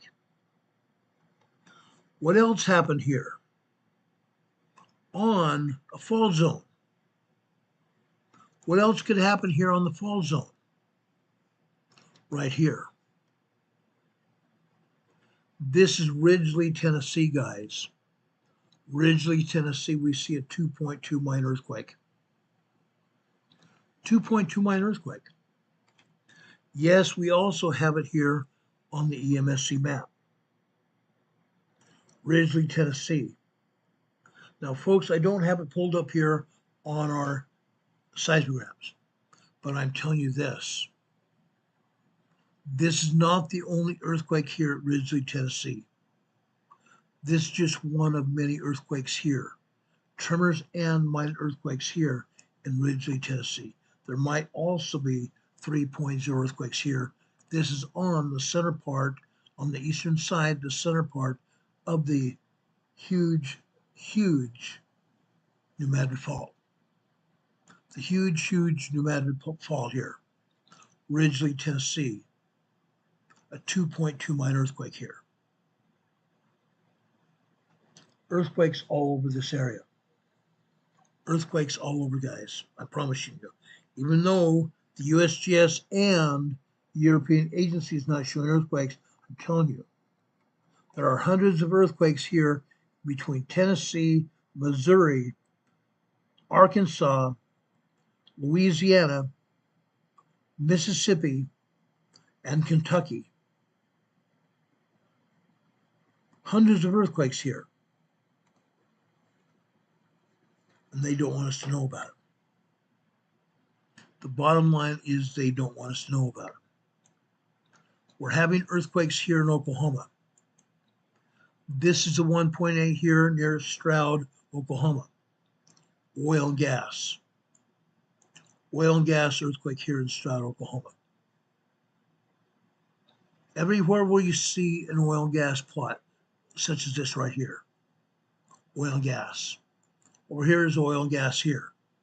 Within 6 to 10 miles from the earthquake, if there is an oil and gas plot, it is an oil and gas earthquake. This is an oil and gas tremor here near the oil and gas platform here in Stroud, Oklahoma. Not the only one here. Go over here to the west. Meridian, Oklahoma here. This is a 1.6 tremor here in Meridian, Oklahoma, but it's not the only one.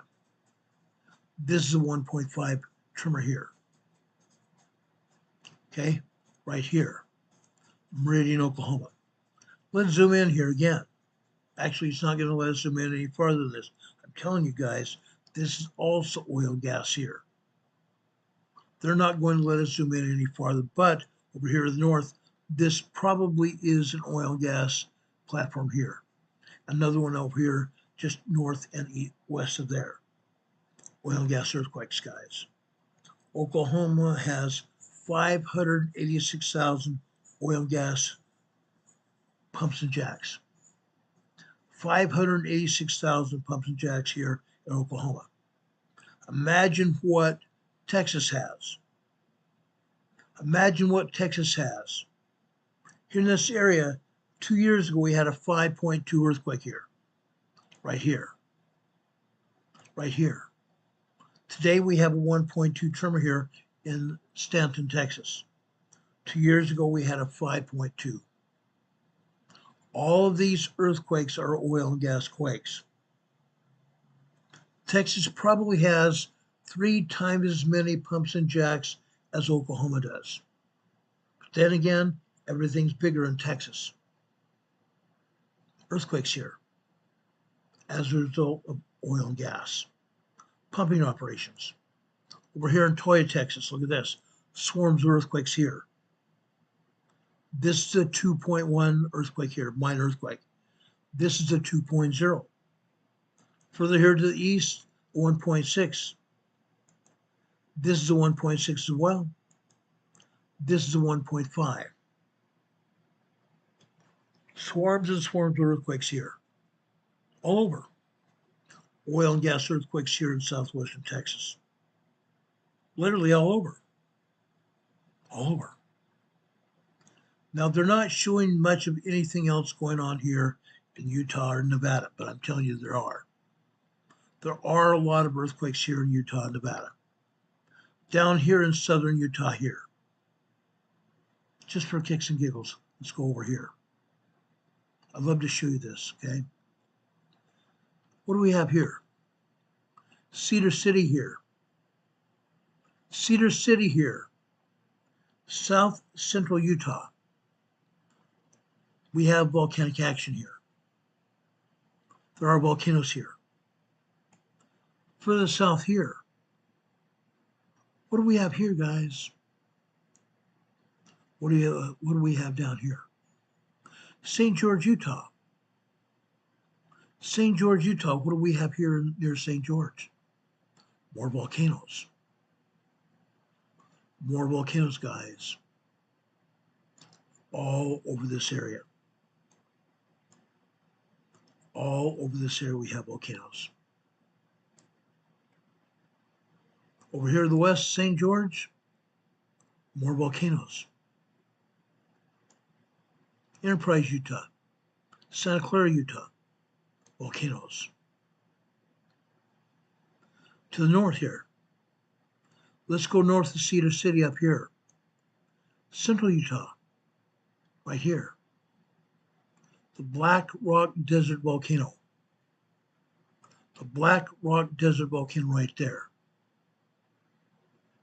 I've chipped off shale and obsidian from the Black Rock Desert Volcano right here.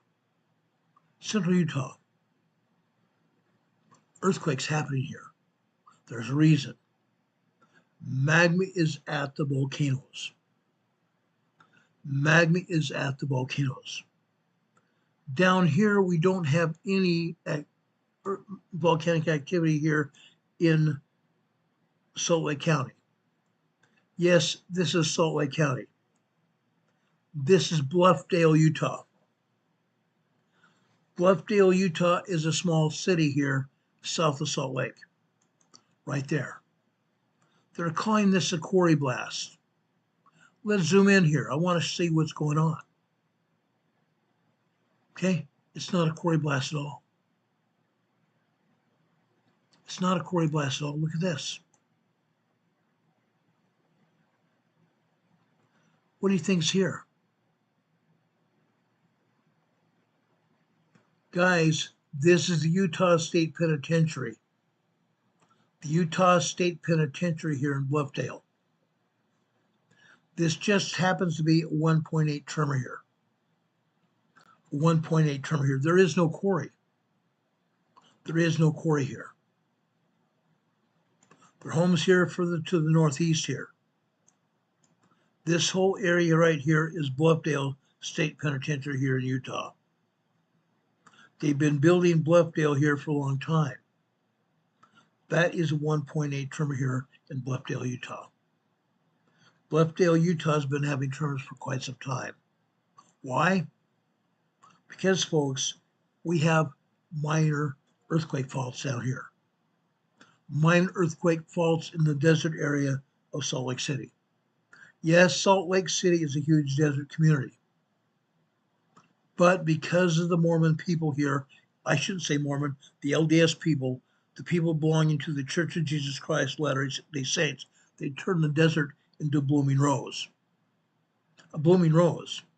It's a huge, clean city with broad streets.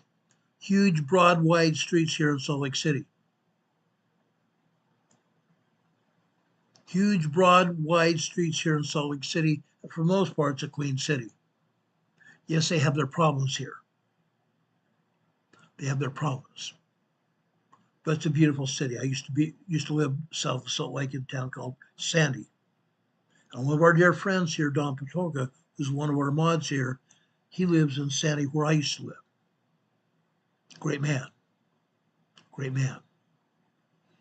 But folks, back here in 2018, right here in 2018, Magma, Utah, we had a 5.6 earthquake right here. A 5.6 very large earthquake here. I live down in Sandy where Don lives now. Down in Sandy, we felt like we had some earth movement, but that was all. Like a small 3.0, 3.1 earthquake. But it was a 5.6 earthquake up here in Salt Lake City. Yes, it did millions of dollars of damage. It destroyed facades off of buildings. It actually took off parts of homes. Homes that have been built since the early 1900s and late 1800s. Caused damage in downtown Salt Lake City here.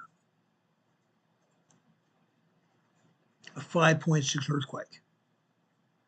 Now, as you can see, there's more to Salt Lake than that. See this huge earthquake fault? This is called the Wasatch Fault. The Wasatch Fault. The Wasatch Fault, guys, is a 7-segment fault. The Wasatch Fault actually extends over here into southeastern Idaho. One segment or all 7 segments can go at once. One segment or all 7 segments of the fault could go all at once. They expect the Wasatch Fault to give up a 6.5 to 7.5 earthquake. And yes, it's going to happen. It's definitely going to happen. They just don't know when. They just don't know when. But it's going to happen. Okay? This week, we've also had a lot of earthquakes down here in Southern California, as you can see here. They're showing most of these earthquakes down in North San Diego County. One earthquake down here in San Diego that Richard Smith talked to us about earlier. This is Rancho San Diego. This is Northeast San Diego County. This is over near Ramona. Over near Ramona, guys. Okay? Rancho San Diego. It's a retirement community now. Yes, there were speculators who built homes out here a long time ago. Now Rancho San Diego is a retirement community. I spent a lot of time out here in Rancho San Diego. Look where this earthquake is. Look where it is, guys. Huge forested area. There are trees here. There are a lot of trees. This happens to be a 2.0 earthquake, minor earthquake out here in Rancho San Diego, California. Again, it's a retirement community here in San Diego County. Okay? The largest earthquake here in North San Diego County. This happens to be at Palomar Observatory. A telescope here. Go figure, a telescope here. The Hale telescope here is at Palomar Mountain. The Hale telescope here resides at Palomar Mountain. one of the largest telescopes in history, brought here in the early 1940s, up a dirt and gravel road. They were very careful. They drove this lens, this huge telescope lens. They drove it up the dirt and gravel road here very slowly. When they arrived here, they outfitted it here on the telescope. Now they're seeing billions of light years out into space. The Hale telescope here in Palomar Mountain. This happens to be a 2.6 earthquake here on the San Jacinto Fault. San Jacinto Fault. Heidi Petrick just gave us a 5 people here on the chat, here that watching our program, just gave us 5 one-month emergency management memberships here. Dennis N., Linda Gotiel, P. Coy, Katie Rose, and Tammy Lynn just got 1-month memberships here to the Emergency Management Associates. Now, why are memberships important? Because, guys, I'm having members-only meetings. I had a members-only meeting just a couple weeks ago. I'm going to have another one on Friday. Friday morning, we're going to have a members-only meeting here. You members here, be advised, sometime around 10 or 11 a.m. Eastern Time, we're going to have a members-only meeting. I encourage each and every one of you to be here for that meeting. Okay? If you received a membership here, please thank Heidi Petrick for that membership. Heidi does this all the time for those of you here in this, our family here on the chat. We appreciate each and every one of you. We love you very much. Heidi, thank you, and God bless you for that. Heidi promotes our channel. Heidi supports our channel. I can't say enough about Heidi Petrick. She's a great lady. We love and appreciate her. We love and appreciate each one of you. We love and appreciate each and every one of you. But folks, that's what's going on here. Southern California is getting hit. You can see that here. Now, we have over 400 earthquakes here in Los Angeles. Over 400 earthquakes here in LA. What do we have over here? Placencia, California. Fancy that. A 2.0 earthquake here. But folks, it's not the only earthquake here. Over 400 earthquakes here in the LA, greater LA area. And they only show us a handful. What a crying shame. Los Angeles and or San Diego and the Imperial Valley are about to encounter a 7.0, 7.5 earthquake here in Southern California. Yeah. Southern California, guys. Where? Probably is going to happen here in the locked up portion of the San Andreas Fault right there. This is probably where it's going to happen here, on the locked up portion of the San Andreas Fault. If it doesn't happen here, it's going to happen down here in the Imperial Valley, right here, south of the Salton Sea. Back in 2010, I was conducting a disaster drill in San Diego. Down here in the Imperial Valley on April 3rd, 2010. We had a 7.1 earthquake here, just south of the border right here. Just south of the border right here. You see Mexicali here? You guys see Mexicali here? This earthquake was near just northeast of Mexicali, along what they call the Guadalupe Victoria area here in northern Mexico. The Guadalupe Victoria area here in Mexico. 7.1 major earthquake. There was major damage here in Mexicali. There was damage up here in Calexico on the north side of the border here. There was damage all over the Imperial Valley. Damage over in San Diego City as well. A lot of damage over here in San Diego City, where I was.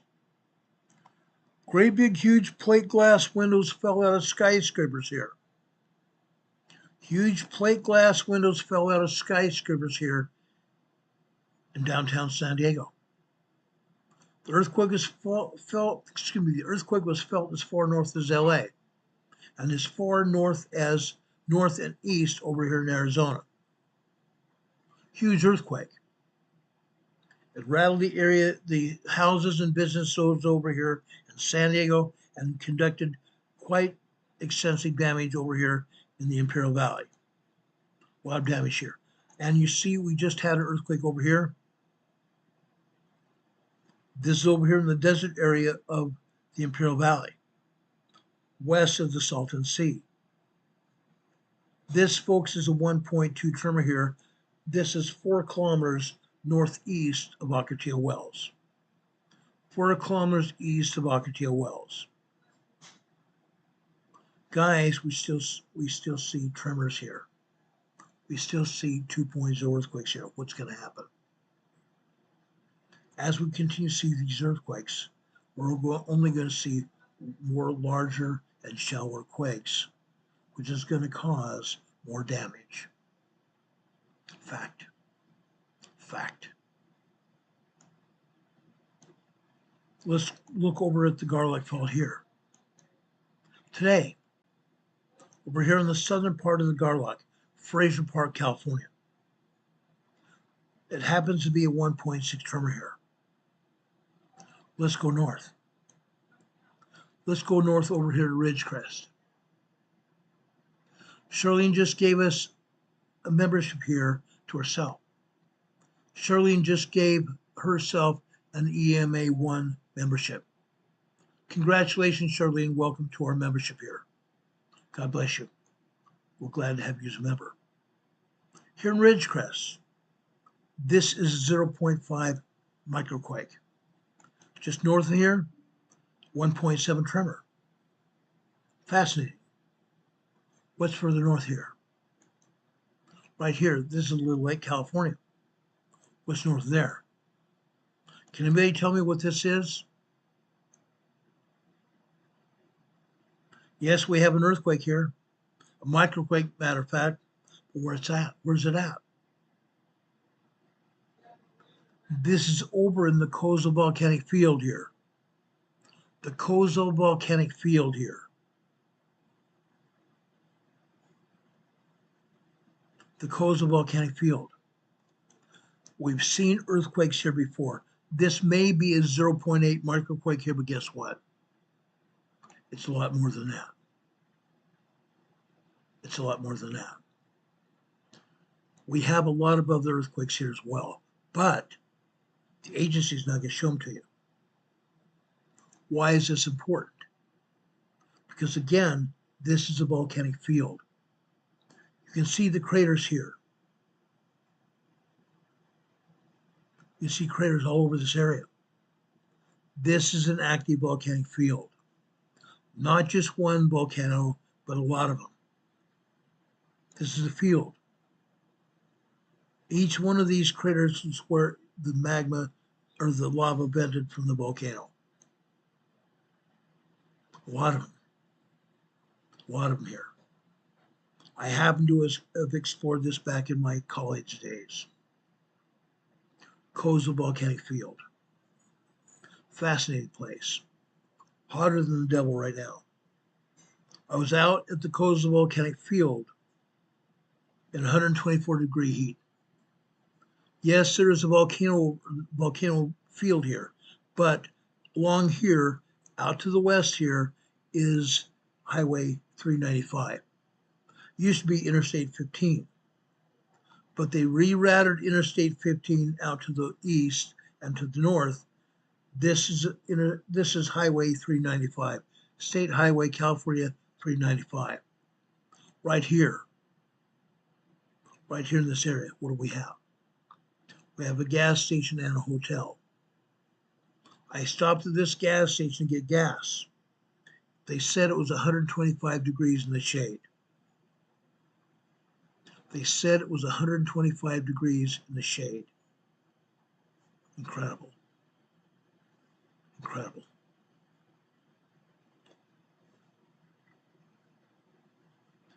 What else is another name for a coastal volcano, guys?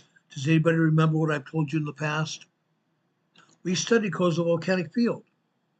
We talked about this. What else do they call coastal volcanic field?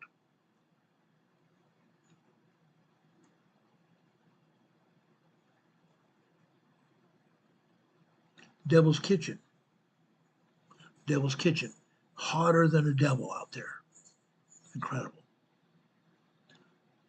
SagePub is reporting that,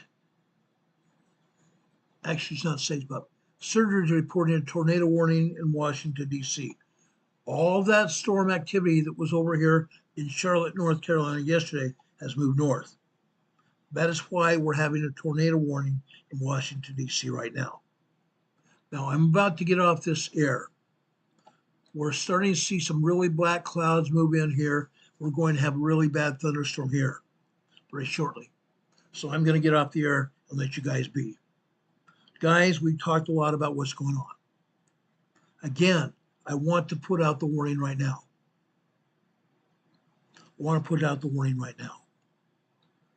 There is activity up here in the northern part of Washington and Oregon. Mount Rainier, Mount St. Helens, and even Mount Hood have a lot of earthquakes. And they're showing signs of a possible eruption here. That was the main point of our program today. Yes, I've talked a lot longer than I originally was going to, but I wanted to make sure you have this information. This is vital information for everybody's safety. Down here in the Cascade region, the southern Cascade region here, this is along the Gorda Escarpment. The Gorda Escarpment fault connects with the Cascade subduction zone over here to the east, right there, at the triple junction. The Gorda Escarpment, the Cascade subduction zone, and the northern San Andreas Fault. We have a lot of earthquakes here. This is a 2.6 earthquake here, minor earthquake. This is another 2.6 here. This is a 1.5 tremor. This is a 2.3 earthquake, minor earthquake. This is a 3.0 earthquake just off the coast of Petrolia, California. And this earthquake over here is different. This is a 1.5 tremor here. This fault here is a Mendocino fault connected to the Gorda Escarpment, the Mendocino Fault. We have earthquakes here all the time. It's going to continue. Folks, we talked about the Cascade subduction zone. We talked about the Juan de Fuca Fault earlier. This is where we expect to have the Cascadian megathrust earthquake. A 9.0, 10.0 earthquake is going to occur right there.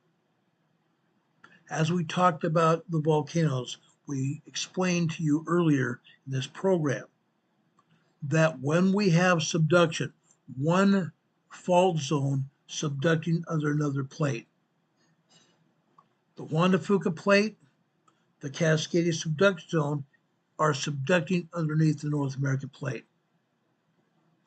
Where we have subduction, we have volcanoes. You can't have a volcano without subduction. What is happening here? The Cascade Fault Zone and the Juan de Fuca Fault are pouring down in towards the center of the earth, causing all that magma down at the center of the earth to come up here. That is why we're seeing activity at the volcanoes here. That is exactly why we're seeing activity here at these volcanoes. I'm going to keep very much track of what's going on. Like I said, tomorrow we're going to have Captain Ned on the program.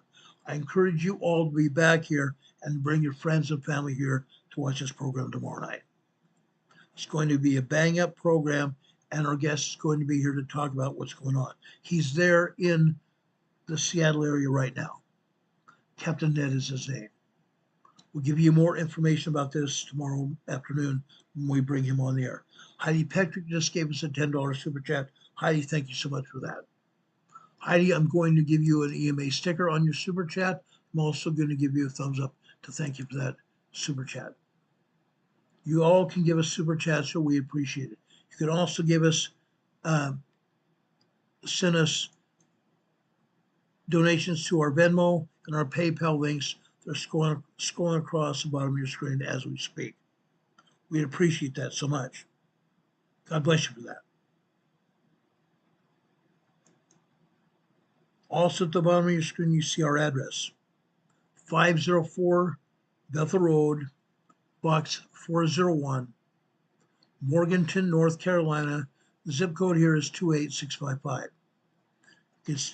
You can send us a card or letter. Inside that card or letter, you can stick a check or even cash. People have done it before. We'd appreciate your support here to keep this program in the air. We'd appreciate it very much. Okay? You can also give us a donation to our Venmo and our PayPal addresses as they scroll across the bottom of your screen. I want to thank you for your support.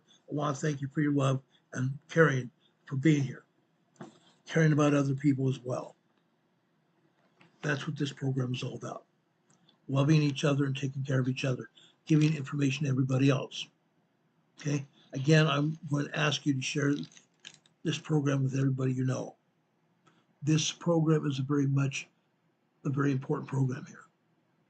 If you want to send questions to us, you can do so at our email address here of rltnspdema@gmail.com.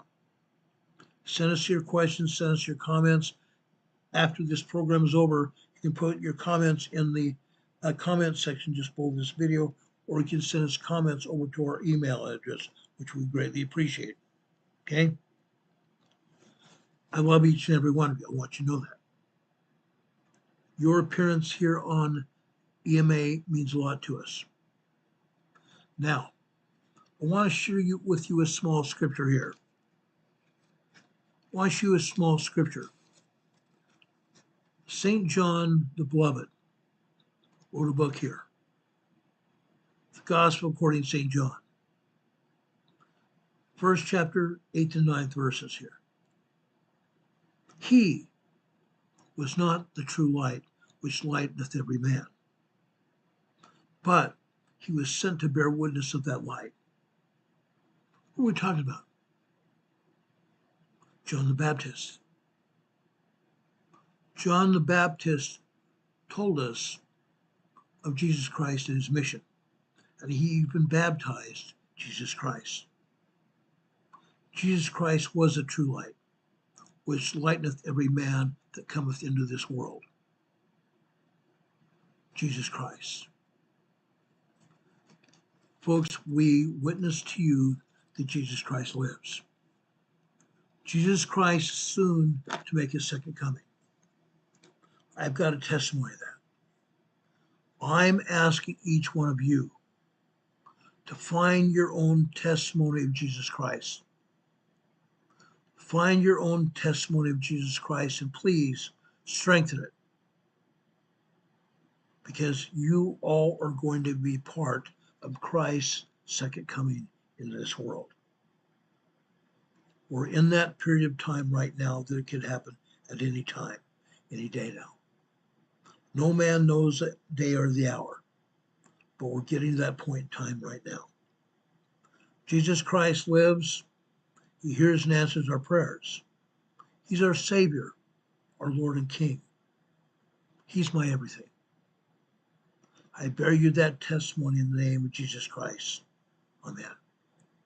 Have a good night, everyone. Like I said, tomorrow afternoon at 4 p.m., we're going to come back up here on the air, and we're going to have a guest here talking about the Pacific Northwest and what's going on. God be with you now until we meet again. Have a good night and be safe tonight. Yes, there are storms going across the central part of the United States as we speak.